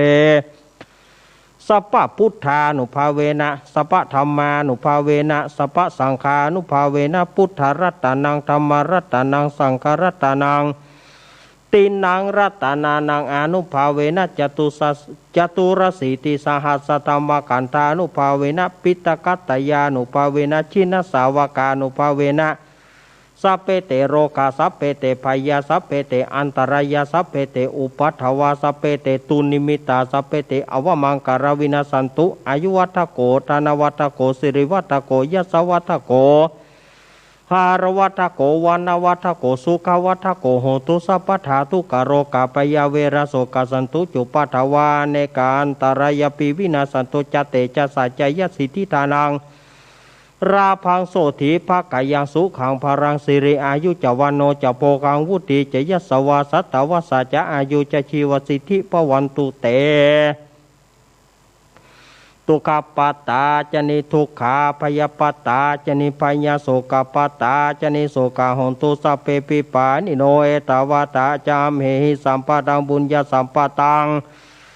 สัพเพเตวานุโมตันตุสัพพสัมปติสิทธิยาทานังทัทันตุสัทธายาสิรารากันตุสัพพตาภาวนาปิรตาหนตุขจันตุเตวตากตาสัพเพพุทธาปรปตาปัจเจกานันจะยังปรังอรหันตานาจเตเจนาระขังวันตามิสัพพโสสะภาวตุสัพพมังการารากันตุสัพพเทวตาสัพพพุทธานุภาเวนะสัทธาโสติงภวันตุเตภวตุสัพพมังคารารากันตุสัพพเทวตาสัพพธรรมานุภาเวนะสัทธาโสติงภวันตุเตภวตุสัพพมังคารังรักันตุสัพพเทวตาสัพพสังฆานุภาเวนะสัทธาโสติงภวันตุเตนะกตายกพุทธานังปปะกาหานิวารณาปริตาสานุภาเวนะหันตัวเสเตสังอุปัฏฐเวนะกตายกพุทธานังปปะกาหานิวารณาปริตาสานุภาเวนะหันตัวเตสังอุปัฏฐเวนักตายากาปุตตานังปปะกหานิวารณาปริตสานุภาเวนะหันตัวเตสังอุปตะเว อาโรกายาปารมาราภาสันทุติปารมังตานางวิสาสะปารมายตินิปานังปารมังสุขังกราบหนึ่ง กราบสองกราบสามเอาละสดาญาติโยมอาตมาก็ได้นำสวดมนต์สืบโหราจาตาเป็นที่เรียบร้อยแล้วเนอะต่อไปสถานที่จะมัดมือแม่เข้าแม่ต่อแถวถ้าว่ามันบาเสียงเอาให้ป้อแหนนมัดตัวป้อน้อยลุงไอ้ลุงไอ้มัดตัวมัดมือถ้าว่าไปทางพระคุณเจ้าบาเสียงทางคนเฒ่าคนแก่เฮาคนเฒ่าคนแก่เฮามัดมือมัดมือตืดเลยตืดไฟก็ก่อยตืดจะไปลู่กันจะไปตืดจะไปลู่กันจะไปลู่กันจะไปลู่กันอันกำก็โวช่องกำก็โวแจ้เอาไฟนี่มัดคอเหี้ยกะนะจะไปยุ่งกับมันลุงไอ้มันหลายเชื่อจ้ะเนี่ยหายาก็ยุ่งไอ้โวหายาก็ยุ่งไอ้โวเอาไฟนี่มัดคอมันเหี้ยกะไปย่างขึ้นมันไปย่างเดี๋ยวบ่ใจเรื่องที่จะมาเถียงกันเจดักก่อนดักบ่เดียวนี้ไปทางพุ้นแม่เรียบร้อยบ่เรียบร้อยนอต่อไปเขาจะมัดมืออันนี้มนต์ครูบาอาจารย์มัดมือตัวกันนะครับเนอะพุทโธมังกาลสัมปุโตสัมปุโตติปัฏฐุตโมพุทธมังการะมากามาสปัตุกาปมุญเจเลธรรมโมมังกาลสัมปุโตคัมปิโลทุตโสอานงธรรมะมังกาละมากามาสปะปัญญาปมุญเจเลสังโฆมังการะสัมปุโตนวราถคินายโยอนุตตโรสังฆมังการะมากามาสปะโรกาปมุญเจเลพุทโธมังกาลสัมปุโตสัมปุโตทีปัฏฐุตโมพุทธมังกาละมากามาสปัตุขาปมุญเจเลธรรมโมมังกาลสัมปุโตคัมปิโลทุทโสอนุงธรรมะมังกาละมากามาสปะปัญญาปมุญเจเลสังโฆมังกาลสัมปุโตนวราถคินายโยอนุตตโรสังฆมังการะมากามาสปะโรกาปมุญเจเลพุทโธมังกาลสัมปุโตสัมปุโตทิปัฏฐุตโมพุทธมังกาละมากามาสปะตุกาปมุญเจเลธัมโมมังกาลสัมปุโตคัมปิโลทุทโสอนุงธรรมะมังกาละมากามาสปะพยาปมุญเจเลสังโฆมังกาลสัมปุโตนวราถคินายโยอนุตตโรสังฆมังการะมากามาสปะโรกาปมุญเจเลสัพเพพุทธาปรปตาปเจกานันจะยังปรังอรหันตานาจเตเจนารากังวันตามิสัพพโสสัพเพธัมมาปรปตาปเจกานันจะยังปรังอรหันตานาจเตเจนารากังวันตามิสัพพโสสัพเพสังฆาปรปตาปเจกานันจะยังปรังอรหันตานาจเตเจนาราคังวันตามิสัพพโสสัพเพพุทธาปรปตาปเจกานันจะยังปรังอรหันตานาจเตเจนาราคังวันตามิสัพพโสสัพเพธัมมาปรปตาปเจกานันจะยังปรังอรหันตานาจเตเจนาราคังวันตามิสัพพโสสัพเพสังฆาปรปตาปเจกานันจะยังปรังอรหันตานาจเตเจนาราคังวันตามิสัพพโสสัพเพพุทธา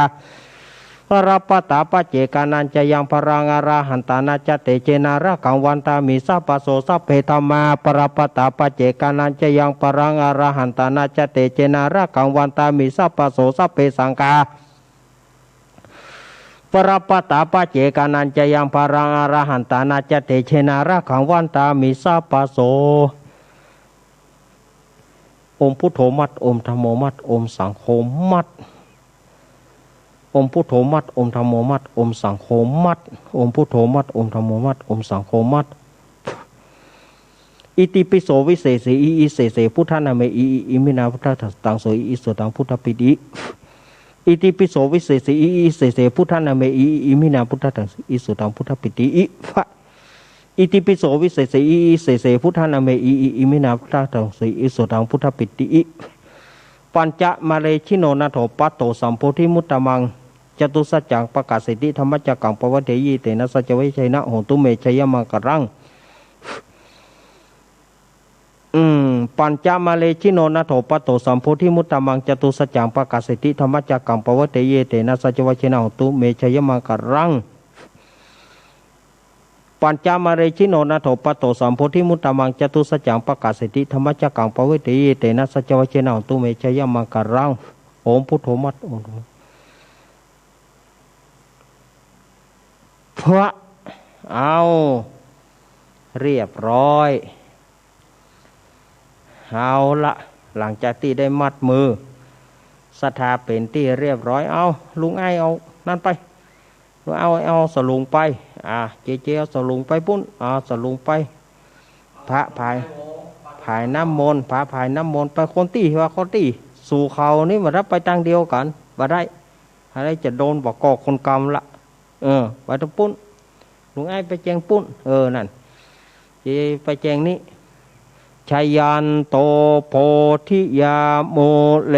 สักกยานังนันทิวันตโนเอวังตวังวิชโยโหหิชยะสุชัยมังกะเลอปราชิตปัลลังเกสีเสปทวิปุกะเลอภิเสเกสาปพุทธานังอากัปปัตโตปโมตติสุนักขัดตังสุมังกรังสุปภาตังสุโหติตังสุขโนสุโมโหโตจะสุยิตถังพรหมจาริสุปทักกินังกายกรรมังวาจากรรมังปัทักขินังปัทักขินังมโนกรรมังปานิทิเต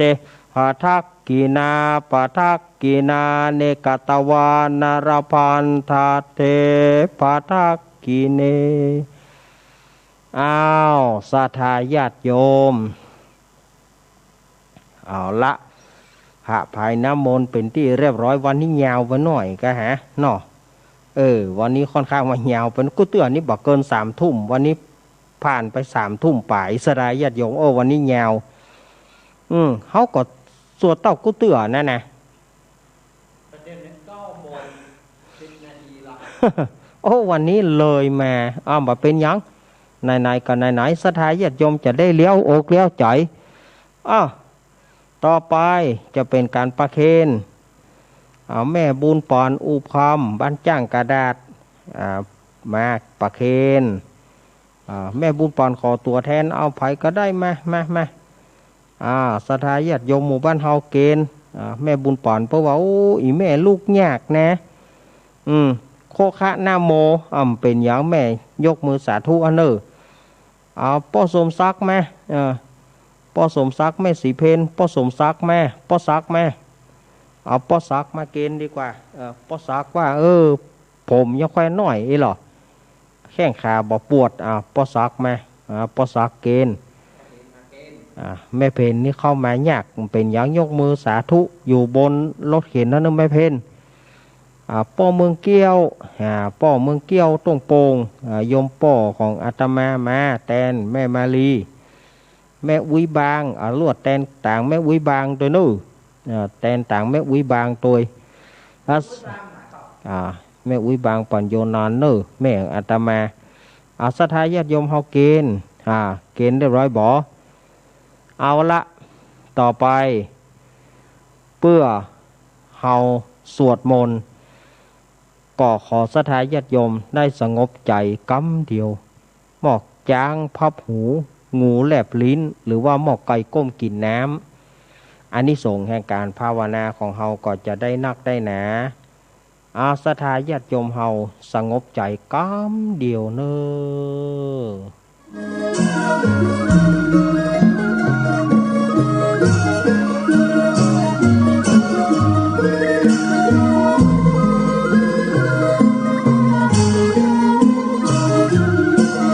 ต่อไปแผ่เมตตาเนาะแผ่เมตตาด้วยผลบุญนี้ข้าพเจ้าทั้งหลายได้เจริญสวดมนต์สืบชะตา เมตตาภาวนาเป็นที่เรียบร้อยขอแผ่บุญให้กับตัวข้าพเจ้าขอให้ข้าพเจ้ามีความสุขปราศจากเวรภัยปราศจากทุกโศกโรคภัยได้อยู่ดีมีสุขยังบ่เต้าแต่นั้นแผ่ไปถึงปิตามารดาพ่อแม่เท่าแก่สัมพันธวงศาญาติกาญาติมิตรพี่น้องที่ได้ร่วงรับดับขันไปส่วนหนึ่งจักแผ่ไปถึงเทวบุตรเทวดาสูงสุดมีพรหมโลกเป็นแดนเกิดต่ำสุดมีอเวจีนรกเป็นแดนเกิดผีทั้งหลายเปรตทั้งหลายยักษ์ทั้งหลายผีกะผีพายผีพงผีตายโหงตายพายตายรถจนตายเปิ้นฆ่าเปิ้นฟันตายเปิ้นยิงตายฟ้าผ่าตายที่บอกตายในสิ่งที่บอกควรตายผีตั้งหลายเปรตตั้งหลายขอได้มาหับบุญกุศลสวัสวาป้อบ้านป้อเมืองเทพปยดาตั้งหลายเจ้ากรรมนายเวรปู่ย่าปู่ยี่เจ้าตี่เจ้าแดนส่วนหนึ่งจักแผ่ไปถึงสรรพสัตว์ตั้งหลายปานะตั้งหลายพูดตั้งหลายบุคคลตั้งหลาย ผู้มีอัตภาพตั้งหลายสตรีตั้งหลายบุรุษตั้งหลายพระอริยเจ้าตั้งหลายปุถุชนตั้งหลายเทวดาตั้งหลายมนุษย์ตั้งหลายและสัตว์วินิปติกะทั้งหลายท่านอยู่ทิศตะวันออกทิศตะวันตกทิศเหนือทิศใต้ตะวันออกเฉียงใต้ตะวันตกเฉียงเหนือตะวันออกเฉียงเหนือตะวันตกเฉียงใต้ทิศเบื้องล่างทิศเบื้องบนขอจงได้รับผลบุญกุศลอย่าได้มีเวรซึ่งกันและกันจงอย่าเบียดเบียนกันจงอย่ามีความทุกข์กายทุกข์ใจสุขีอัตตานังปริหารันตุจงมีความสุขกายสุขใจรักษาตนเพื่อพ้นจากทุกข์ภัยทั้งสิ้นเตอสาธุสาธุสาธุอ้าวละได้แผ่เมตตาเป็นแผ่เมตตาใหญ่บัดนี้ก็ท่านบิ๊กบอสของเฮาเปิ้นก็รณรงค์การสวดเมตตาใหญ่อาตมาก็เลยแผ่เมตตาใหญ่ไปศรัทธาญาติโยมเอาปอนเนอขวายละ เดิกละเอาปอนเนาะวันนี้เปิดสายน้อยน้อยก็เป็นอย่างเนาะเปิดสายน้อยน้อยก็เป็นอย่างเนาะเอาละต่อไปเมื่อศรัทธาญาติโยมประเคนแล้วนั่งตี้เนอนั่งตี้เอาละญาติน้ำไหมตาเนอเอาปอนญาติถาเฮือผีสปีเฮือโคนเนอยะถาวาริวหาปุราปริปุเรนติสาครังเอวะเมวะอิโตทินังเปตานังอุปคปติอิชิตังปฏิตังตุมหังคิปะเมวะสมิจจตุสัพเปปุเรนตุสังกปาจันโทปนารโสยถามณีโชติรโสยถาสัพพิติโยเมวะจันโทสัพพะโรโควินาสันตุมาเตปวันตวันตารายโยสุขีเดกายุโกภาวะอภิวันตานาสิริสะนิจังวุตาปัจจายโนจาตารโรธรรมาวัฏันติ อายุวันโนสุขังพลังสาธุ สาธุวันนี้เราเปลี่ยนบรรยากาศนอกูเตื้อเราเอาวันตาหลวงในฝั่งเชียงใหม่วันนี้เราเอาวันตาหลวงฝั่งละปูนเนาะสลับกันไปเราฟังวันตาหลวงฉบับฝั่งของเชียงใหม่หลายสัปดาห์ละวันนี้เราจะเอาวันตาหลวงฉบับฝั่งปิงเอาวันตาหลวงลายฝั่งปิงลายละปูนเนอเขาว่าลายละปูนเพราะกับว่าโอ้วันตาหลวงลายเชียงใหม่นี่ว่าลายเตื้อบอกว่าละปูนพ่อง อันนี้เอาวันตาหลวงลายละปูนเนาะพนมมือเนอวันตาหลวงโยงค่ะวันตาหลวงละปูนวันตาหลวงตั้งละปูน โยงวันตามีพุทธังสัพปะเมวะโตสังฆมันทะเมปันเตวันตามิธัมมังสัพปะเมวะโตสังฆมันทะเมปันเตวันตามิสังฆังสัพปะเมวะโตสังฆมันทะเมพันเตวันตามิคารุปัจฉัยยาจาริเยสัพปะเมวะโตสังฆมาทะเมพันเตวันตามิกัมมัฏฐานังสัพปะเมวะโตสังฆมาทะเมพันเตวันตามิอารัมเมพัทธสีมังสัพปะเมวะโตสังฆมาทะเมพันเตวันตามิเจติยังสัพพันธาเนสุปฏิติตาสเรราตาตุโยมหาโพธิงสักการังพุทธโรปังสัทธานาคาโลเกเตวะโลเกพระมาโลเกชมพูทีเปรังกาทีเปสเรราธาตุโยเกสาธาตุโยอะระหันตาธาตุโยเจติยังกันทากูติงจตุราสีติสาหาเสธรรมคันเทสเปสัมปาเทเจติยันจาหังวันตามิสัพพาโสอันนี้วันตาหลวงฉบับละปูนเนอวันตาหลวงลายละปูนเนอวันตาน้อยวันตาน้อยศรัทธาญาติโยมมาตังกุฏิท่านบิ๊กบอสเนอ วันตาน้อยนี่เหมือนกันหมดบอกว่าเจียวไม้ละปูน วันตาหลวงบัดใดจะต่างกันเนาะวันตามิพันเตสะปังอาปาราทังกามันทาเมพันเตมายากาตังปุญญังสามินาอนุโมทิตาปังสามินากาตังปุญญังไมหังทานตาปังสาธุสาธุสาธุอนุโมทามิสาธุเอาแล้วศรัทธาญาติโยมทั้งหลายสวดมนต์สืบชะตาเรียบร้อยโรงเรียนไทย ในขณะนี้ศรัทธาญาติโยมกับเราเข้าฟังรายการธรรมะเพื่อชุมชน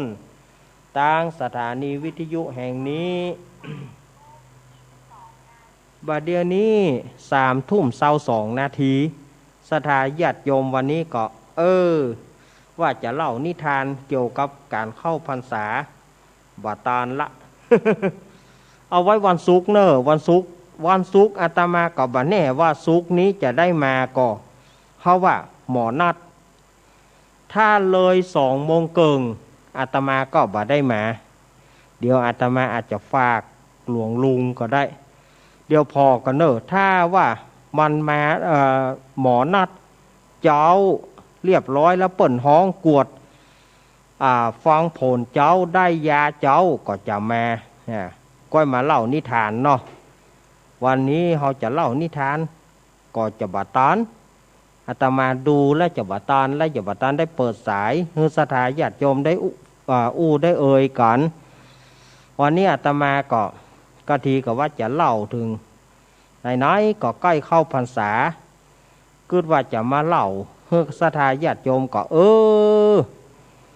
วันนี้มันค่อนข้างว่าชุกละหุกไปหน่อยสืบจะตรงจะตาเพื่อจะได้อู้ได้จ่ากันก็เข้าใจเวลาเมินไปหน่อย กำเป็นอย่างนอกศรัทธาญาติโยมเมินไหน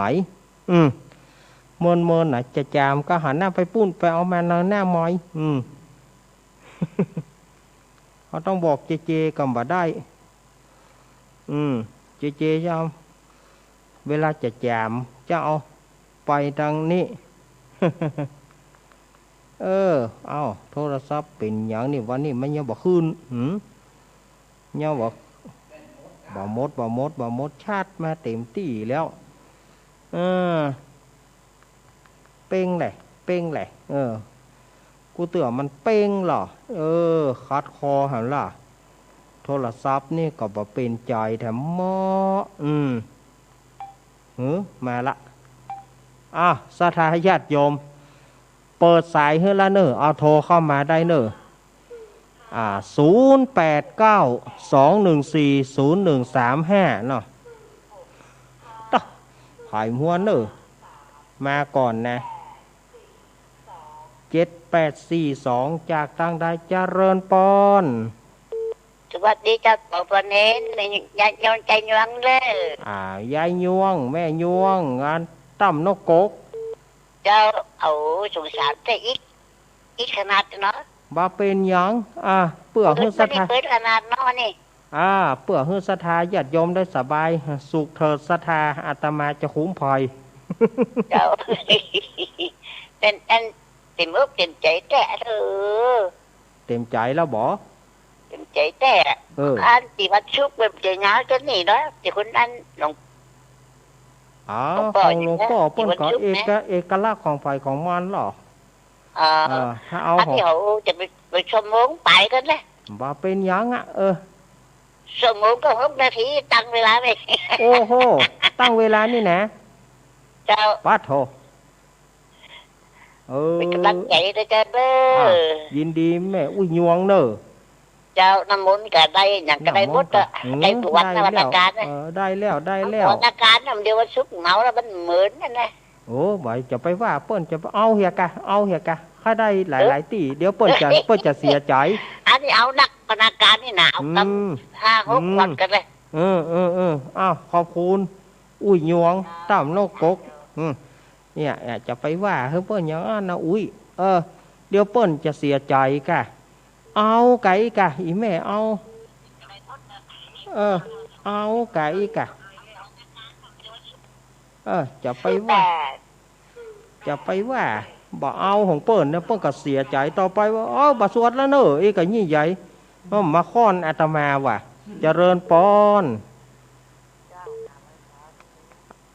จากตั้งได้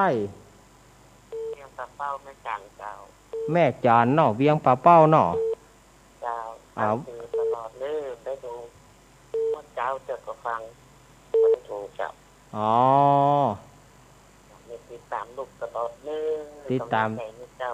ไหว้พระตัวแล้ววันนี้ไหว้พระตัวเนาะเจ้าขอบคุณแม่จานแม่นั่งไหว้เจ้าสาธุเนอะแม่จานเนอะดีด้วยเด้อครับเจ้าครับมา0892140135อันนี้อย่างไรมา098บอกเนอยิงเบอร์นี่นะอาตมาไม่โทรกลับเนอ215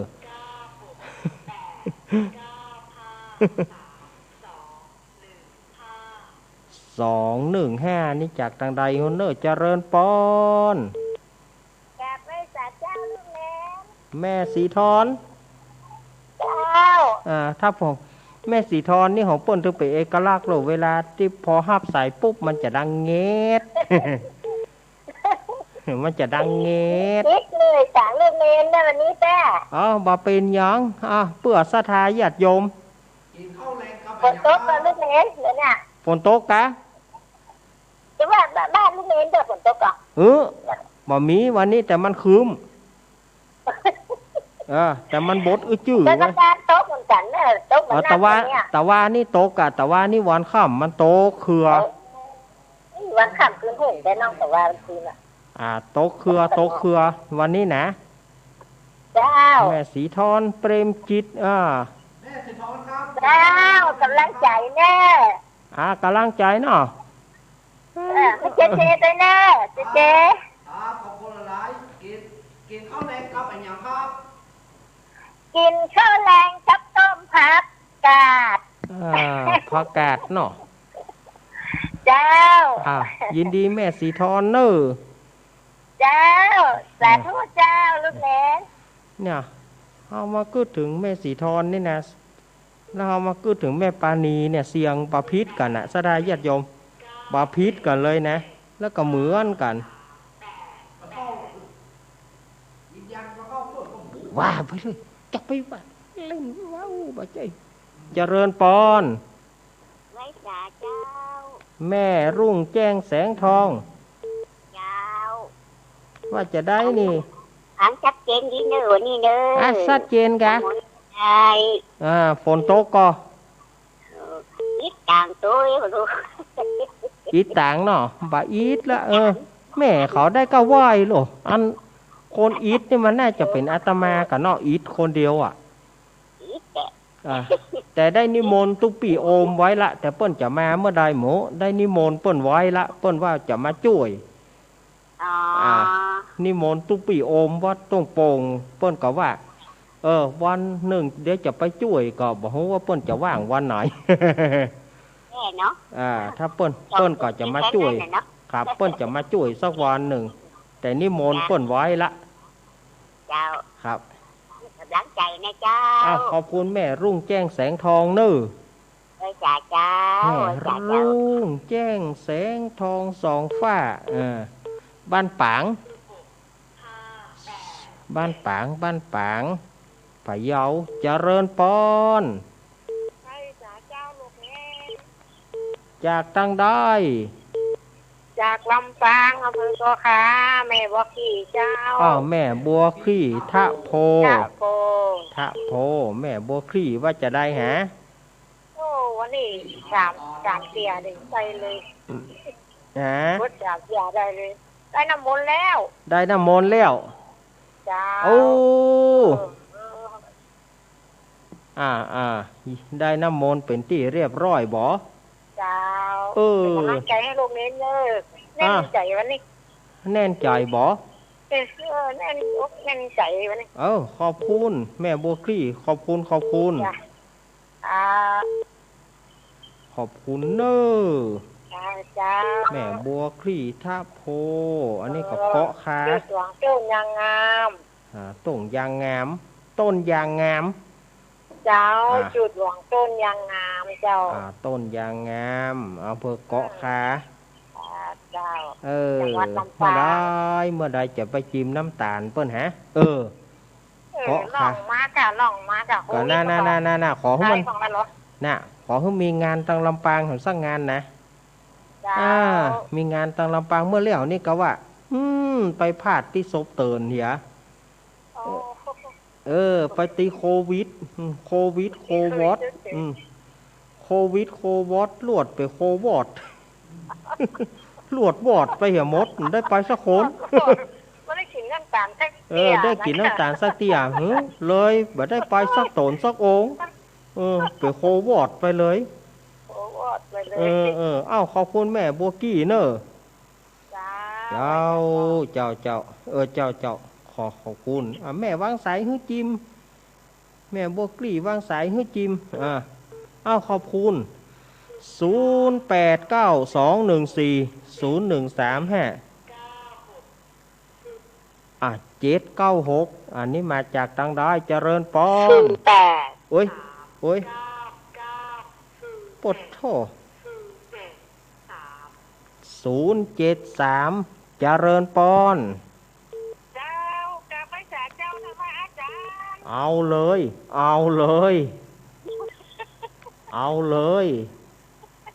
ขอแก้ไว้สาครูบาสังฆะขอแก้ไว้สาครูบาสังฆะ บัลละอยู่ท่าดาวฟัง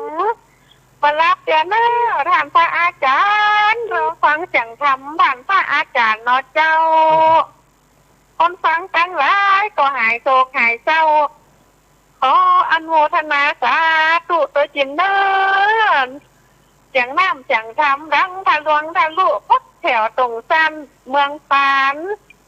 ขอพระคุณจากนักเดินผ่านพระอาจารย์วันใดบ่ได้ฟังมันก็ง่อมเจ้าเพื่อกำลังใจเจ๊ด้วยเด้อครับขอบคุณครับ ขอบคุณแม่สายพิน ฟังขึ้นเลย เจ๊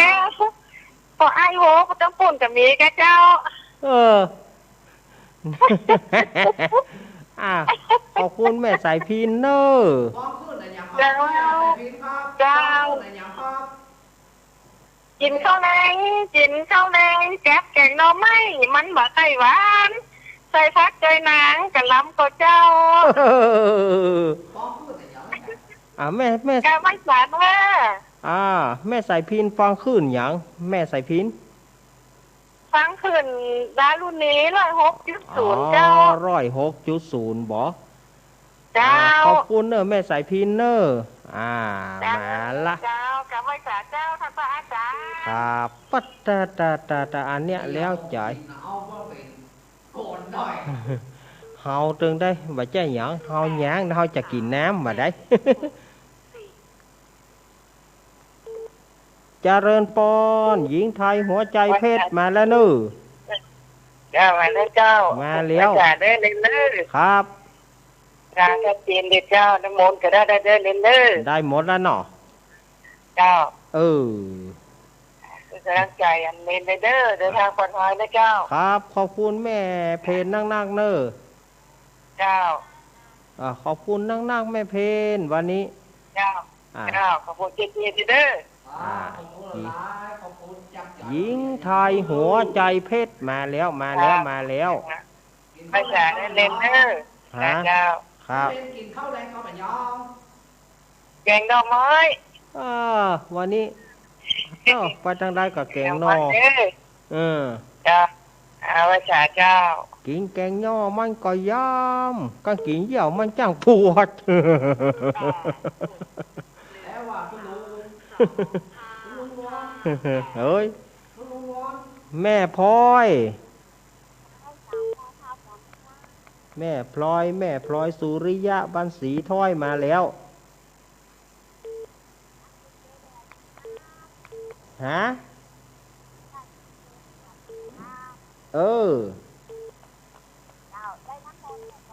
ได้น้ำมนต์เนาะ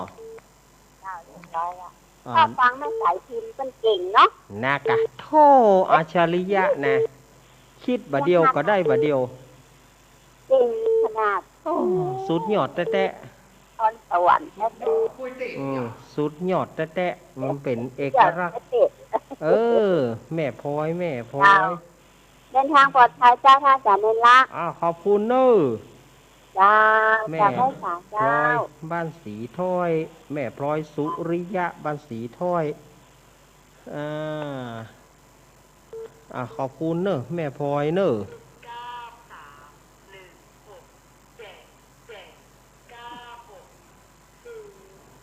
7960จากทางใดเจริญปอน เจ้ามาจากไม่การ ห้วยการแม่สายทอง น้ำมนต์ก็ได้แล้วเนอะ อันวันนี้อย่างเสียงแหบ โอ้ก็ให้สบายมันนี่ไปคลินิกมาเว้ย มันปวดตั้งหย่อนตั้งอย่างจะมาเถอะถามว่าตาฝนเจ๊ว่าแต่ว่าตากฝนแก้วอ่ะจากกลางวันนะกะปลูกพักปลูกไม้มันม่อนน่ะดิเจปลูกโถปลูกมันพักกาดอย่างกันในสวนนี่กะนั่นเนาะฝนตกมาแล้วหรอมีถั่วดินกับปลูกถั่วดินมีข้าวป้างกับปลูกข้าวป้างเอาไว้ต้มกินนั้นปลูกบันน้อยอย่างเงี้ยกะมาถั่วให้ทำเนี้ยได้กินก็แล้วไปนะน่ากะเนาะปลูกข้าวป้างโดยพ่อข้าวป้างข้าวสาลีเตียนน่ะข้าวป้างเตียนน่ะข้าวป้างสุธานะกะซื้อมันเขียมหน่อยนะข้าวป้างเตียนบะเดนี่นะมันค่อยมีเขียมแกบ่ค่อยมีนี่เจื้อมันบ่มี ข้าวปั้งเตียนมันมีผักเดียวเนาะข้าวปั้งเตียนน่ะมันก็จริงมันหอมดีนะเอาต้มแล้วหอมอ่ะโอ้ยมันนวลเนาะเอามันนวลเขาเขาเอาจีก็เหมาะนะอ้าวขอบคุณแม่สายทองเนอะใจว่าเน้นเนอะเจ๊จนว่าเจ๊เมื่อใดกินตำส้มเบอร์นะเมื่อใดได้กินตำส้มนะคงไปลงทานน่ะครับล่างว่าได้ไปแถมกันเนาะล่างว่าได้ไปแถมกันเนาะน้ำมนต์ก็ได้แล้วน้ำมนต์ก็ได้แล้วน้ำมนต์ได้แล้วมันเอากินเอาแอบเนอะแม่แต่ห้องหายลงด้วยลูกแม่สายทองแม่สายทองธัญเกี้ยวห้วยการเนี่ยขอบคุณเนอะห้วยการศรัทธาญาติโยมก็โทรเข้ามาเนาะ089214013597ตังใดหาเจริญปอนเจ้าภาษาเจ้าลุงเน้นแม่ฟังอยู่เด้อแม่ยังแม่แสงล่าพันเจริญเจ้าแม่แสงล่าอยู่ที่ไหนฮะวังเจริญตำบลบางแก้วอำเภอวังเหนือจังหวัดลำปางตอนปะเลอะแม่แสงล่าปุ่นหน่อลำปางเจ้าตีเอาอันกระถาแก้นเข้าเสร็จแล้วแน่กระถาแก้นเข้าเจ้าจำได้อยู่เจ้า ได้อยู่เนาะตีแก้มเข้าแน่ตีลุงเน้นเอากระถาเงื่อแน่โอ้ก็เมินแล้วเน่เรื่องมาป้ากันเมินแล้วเนี่ยกะเมื่อใดเมื่อเบาเนาะเจ้าแม่แล้วแม่แสงล่าอายุเท่าใดเนี่ยแม่74เจ้าโอ้74เจ้า74ก็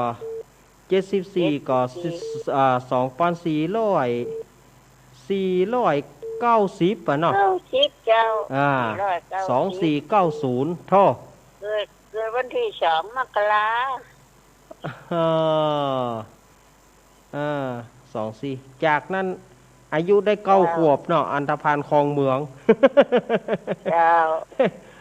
ว่าเล่นว่าเอากันม่วนบ่ได้เนอะแม่เนอะเจ้ารอฟังแต่เหมือนมากลุงเน้นมากออกตึงกู้จะได้งานนี่อย่างบ่จัดกู้เตื้อครั้งไหนก็ได้จัดกู้เตื้อกู้วันอังคารบ่เคยขาดบ่เคยขาดมีอยู่วันนั่นวันเดียวมีวันนั่นวันเดียวบ่ได้มีวันนั่นวันเดียวที่ขาดนอกนั่นก็บ่ขาดเลยขอบคุณเนอะแม่แสงล่า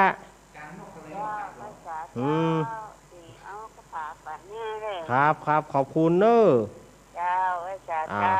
ขาดเมื่อเลี้ยวนี้ที่ตัวเก่าบ่อยู่หรอ0892140135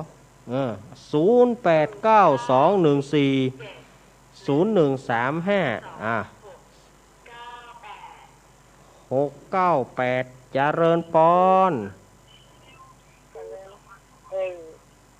ข้าพนักงานเจ้าจากตั้งได้จากคลองแห่หลวงตำบลห้วยไข่อำเภอแม่สายแม่สายเชียงไฮ้เจ้าแม่ชื่อหยังรายงานตัวแต่ล้อมจันเงินบ้านคลองแห่หลวงกำลังฟังได้4-5 วันเนี่ยไหลพระ4-5 วันที่ไหนเฮามาวันเดียวแม่ฟังที่ไหน4-5 วันฟังเฮามาวันเดียวของสารุณีเนี่ยค่ะ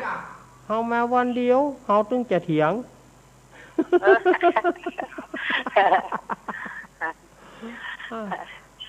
อยู่ดีมีสุขเด้อแม่ร้องครับฟังตึงวันได้เฮามาวันเดียวเฮาไม่ใช่มาหลายวัน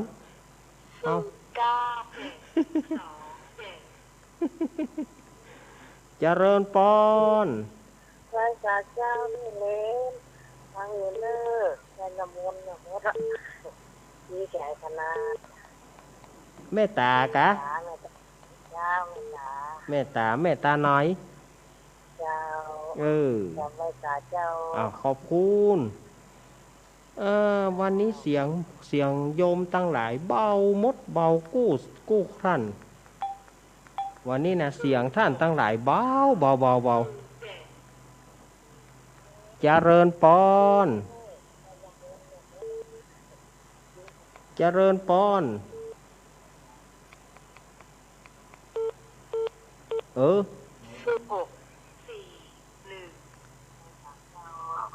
ากตั้งได้วันนี้เสียงโยมตั้งหลาย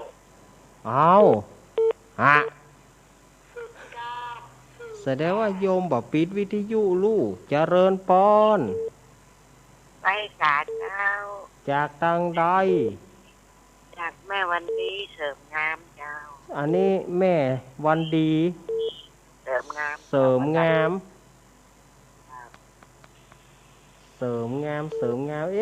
แม่โทรไปครั้งแรกมันก็แม่เพิ่งโทรครั้งแรกเจ้าน่าว่าแล้วนอนฟังกูคืนทุกวันอังคารนะจ๊ะอีกอะทุกวันอังคารนี่ก็ไปกู้คืนบ่ใช่รายการของเฮาไม่ใช่ทุกวันอังคารจ้ะอีกอะวันนี้โอ๊ตบ่ได้เลยโทรมาถูกอยากจะถามว่าคาถาชนะมารนี่เราท่องป้องกันตัวได้ก็เจ้าได้ก็เพิ่นต้องบอกว่าคาถาชนะมารก็ชนะมารน่ะอย่างป้องกันตัวบ่ได้อย่างใดก็เพิ่นต้องบอกว่าคาถาชนะมารเนาะแม่ปัญจมาเลนี่นะตะกี้ฟังอยู่ก็ได้คาถานี่โตปัญจมาเลชิโนนาโถนี่นะปัตโตสัมโพธิมุตตมังนี่ค่ะนะกับเพิ่นต้องบอกว่าจากมังกาเสสิธรรมะจากกังประวัติตยิไงเอเตนะสัจวัชเชนะโหตุเมชัยมังคลังชัยมังคลังเนี่ยเปิ้นถึงบอกว่าคาถาชนะมารน่ะมีอย่างจะป้องกันตัวเก่าบ่ได้อย่างใดมาท่องเวลาออกไปไหนน่ากะถูกกะขอบพระคุณเจ้าเนี่ยกะเอาขอบคุณแม่วันดีเสริมงามจ้าเสริมงามอำเภอเสริมงามอีกะเนาะเอาขอบคุณสถาญาติโยมถามอาตมามาเถอะอาตมาจะตอบเพื่อแต่ถ้ามันเลิกเดิกไปอาตมาก็บอกเข้านี่นะแต่ถ้าว่าน้อยนี่อาตมาก็โอเค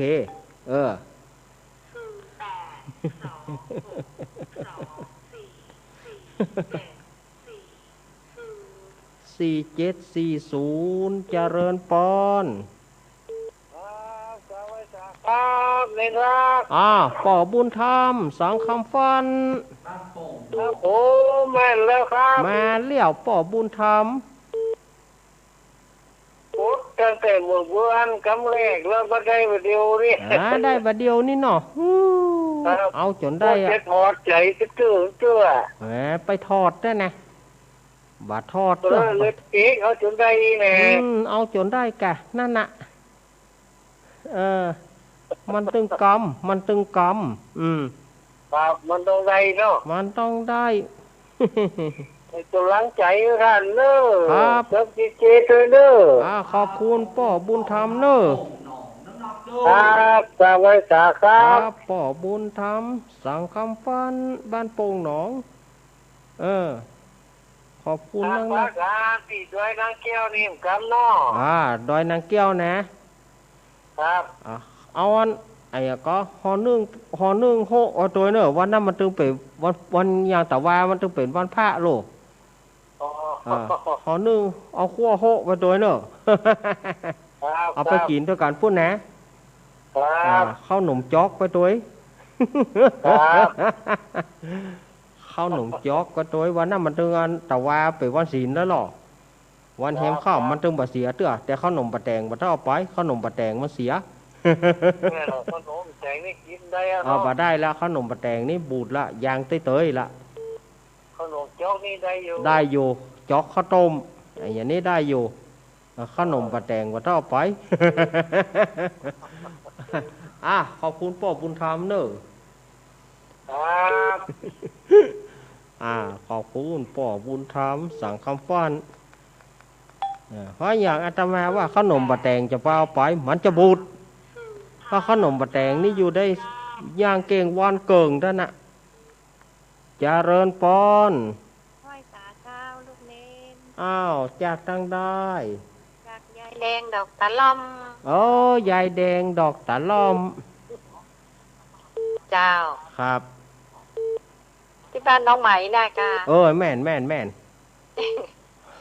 เจ้ากำกวาดวัดเปิ้นว่าจะใดก็เจ้า ฮะ กำที่เฮาไปกวาดวัดเปิ้นว่าจะใดก็ ระโชหะระนัง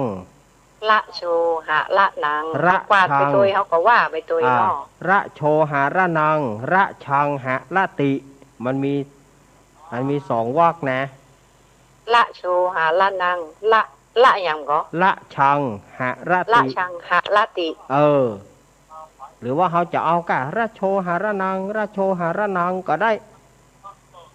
เขากวาดไปตัวนั่น ก น่ะ วาด เจ้า ไปตัวกวาดไปตัว จ้ะ จะไปกวาดวัดนะเจ้า ได้บุญกวาดวัดกวาดวามาเดียว จ้ะ ผ้าน้อย ไป มัน ล้า เสี ง ยม ห้องน้ำห้องถ้าเฮาบ่ได้ไปเฮาก็ซื้อไม้กวาดซื้อน้ำยาอย่างไปเพิ่นก็ ดีแม่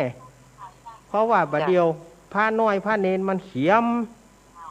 เจ้าเขาต้องมีกู้ไปตัวเฮามันจะไปคนเดียวเนาะ น่ากะของบะเขียมก็หายากเข้าบะตากก็ตำเหนียว อยู่คนเดียวก็บ่ได้ไปคนเดียวก็บ่ ไป ดี คนเดียวก็บ่ได้ ต้องหากู้ไปตัว เจ้า เข้าวัดเข้าวาเนาะ เข้าวัดเข้าวาบ่เป็นอย่างละแม่เฮ้ย เขาเท่าละเนาะ เท่าละอายุนักละ เจ้า ถ้าเขา ก็หันนมอยู่เหรอ น่ากะ 70ปลาย80ละ น่าแต่เปิ้นแข็งแรงนะถ้าฟังเสียงถ้าบ่บอกบ่ฮู้นะเนี่ยถ้าบ่บอกบ่ฮู้นะถ้าบ่บอกนี่เฮาขนาดว่าบอกนะเฮายังบ่ใครเจือเตื้อ 70ปลายแล้วเจ้าจะ80ละ ดูเฮายังตึ้งใครเจือแต่ล่ะเพราะเสียงบ่จ่ายอย่างอี้เพราะเสียงบ่จ่ายเลยเสียงนี่นุ่มขนาดเสียงนุ่มแล้วตัวเท่าเจ้า เนี่ยถ้าบ่บอกบ่ฮู้นะเนี่ยไหว้สาเจ้า ขอบคุณยายแดง ยายแดงเนาะมันโทรบัดติด บัดติด10เตือละ บ่เป็นหยังยายแดงดอกตะร่อมเจ้าปลาคอยใต้เด้อ ปลาคอยใต้ดอยปลาคง เจ้าดอยปลาคงดงปลาคอยดอยปลาคง เจ้าไหว้สาเจ้า ครับ เจ้าโหละเพราะว่าตั้งปลุกนาฬิกาตั้งปลุกเวลาไว้นี่ละถ้ามันถึง55มันจะบอกคนเดียวมันบ่ต้องนี่ละเพราะว่าตั้งปลุกเองเจริญปอนจำไม่ตาเจ้าเน้นแม่เกี้ยวอวดร่างยังแม่เด็กปวดมือมดเฮ้ยบ่ปวดนะบ่ปวดนะแม่ลูกเด็กลูกจะเล่นเดียวนี่เอาจนได้จนได้มาได้แม่ถึงมาย้อมมาถอยถึงมาท่อได้แต่บัดถอยนี่ท่อได้แต่บัดถอยท่อแม่เกี้ยวเหยยางเด็กเจ็บปวดมือแต่ไหนจะปวดมือจบตัวไหนกันครับแม่เกี้ยวอวดร่างอยู่ดีมีสุขนะอยู่ดีกินหวานตาลต้มจะได้ไปหันเน้นเนาะมากะไทยมาเมื่อใดก็บอกขอบคุณแม่เกี้ยวอวดร่างเนอะวางเหนือกะวางเหนือกะแม่นก่อแม่เกี้ยวแม่เกี้ยวอยู่บนไหนก็วางเหนือกะวางเหนือบ้านใหม่วางเหนือลำปางเนี่ยกะเขาจะว่าตักไปกัวบะจ่ายบะย้ายบะจ่ายหยังขอบคุณแม่เกี้ยวเนอะอันนี้ก็แฟนเปิ้นกู้ข้างเปิ้นก็ป้อบุญธรรมเหมือนกันนะแม่เกี้ยวนี่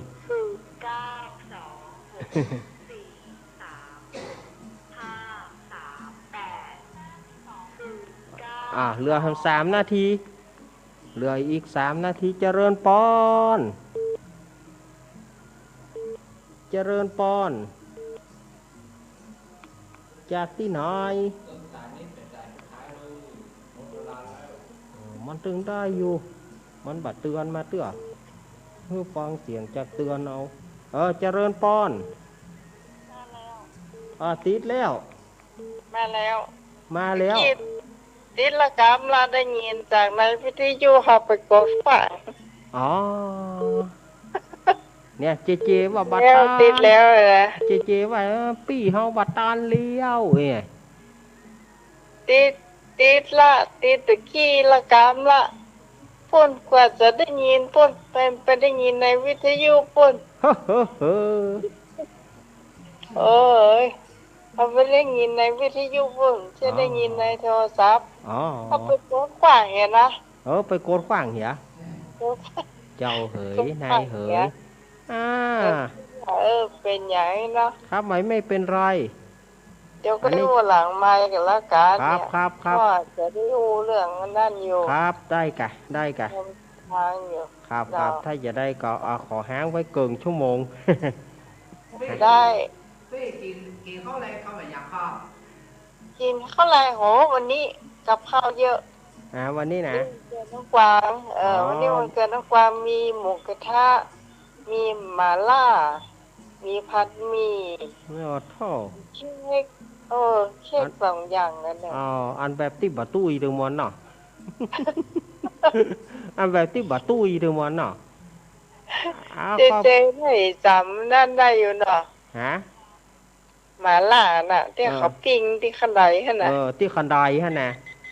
ได้กันเนาะมาเอาน่ะครับขอบคุณปี่เนอครับเอาเลี้ยวสถาญาติโยมหมดเวลาเหี่ยแล้วอาตมาก็จะได้อำลาจากสถาญาติโยมไป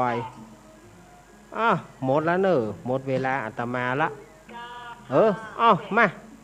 อย่าเพื่อเติมให้โยมแห่มสายเดียวเจริญปอนไปสาเจ้าปวดจะติดสายแหลกมาแล้วสายแหลกจะพบแป๊บบ่แป๊บเต้อนะจากไหนแม่โทรจากไหนจากบ้านไหลนาน้อยลำปางเจ้าแม่น้อยอุสุดีเจ้าครับแม่บัดเดี๋ยวนี้กับแม่เป็นกำลังใจเนาะจะเป็นกำลังใจเนอะจะพบเป็นใจได้น้ำมนต์แล้วเนอะได้น้ำมนต์แล้วเนาะขอบคุณเนอะหมดเวลาอาตมาแล้วแม่น้อยขอศรัทธาญาติโยมเฮาอยู่ดีมีสุขอยู่ดีกินหวานตาลต้อมเนอะขอบคุณเดี๋ยวกันเจนี่นะมาขอบคุณท่านอาจารย์วิสุวัตวรกิโจแล้วก็ศรัทธาญาติโยมทุกท่านเนอะอาตมาก็จะได้นำรายการอำลาศรัทธาญาติโยมไปก่อนวันศุกร์หน้าอาตมาไม่แน่ใจเตื้อถ้าวันศุกร์นี่ถ้าว่ามันบัดเกินบ่าย2 โมงเกินอาตมาจะมาจัดอยู่เนาะวันนี้อาตมาก็ถ้าอย่างใดถ้าฟังรายการต่อไปเนาะวันนี้ก็อาตมาลาไปก่อนเนอะขอเจริญปอน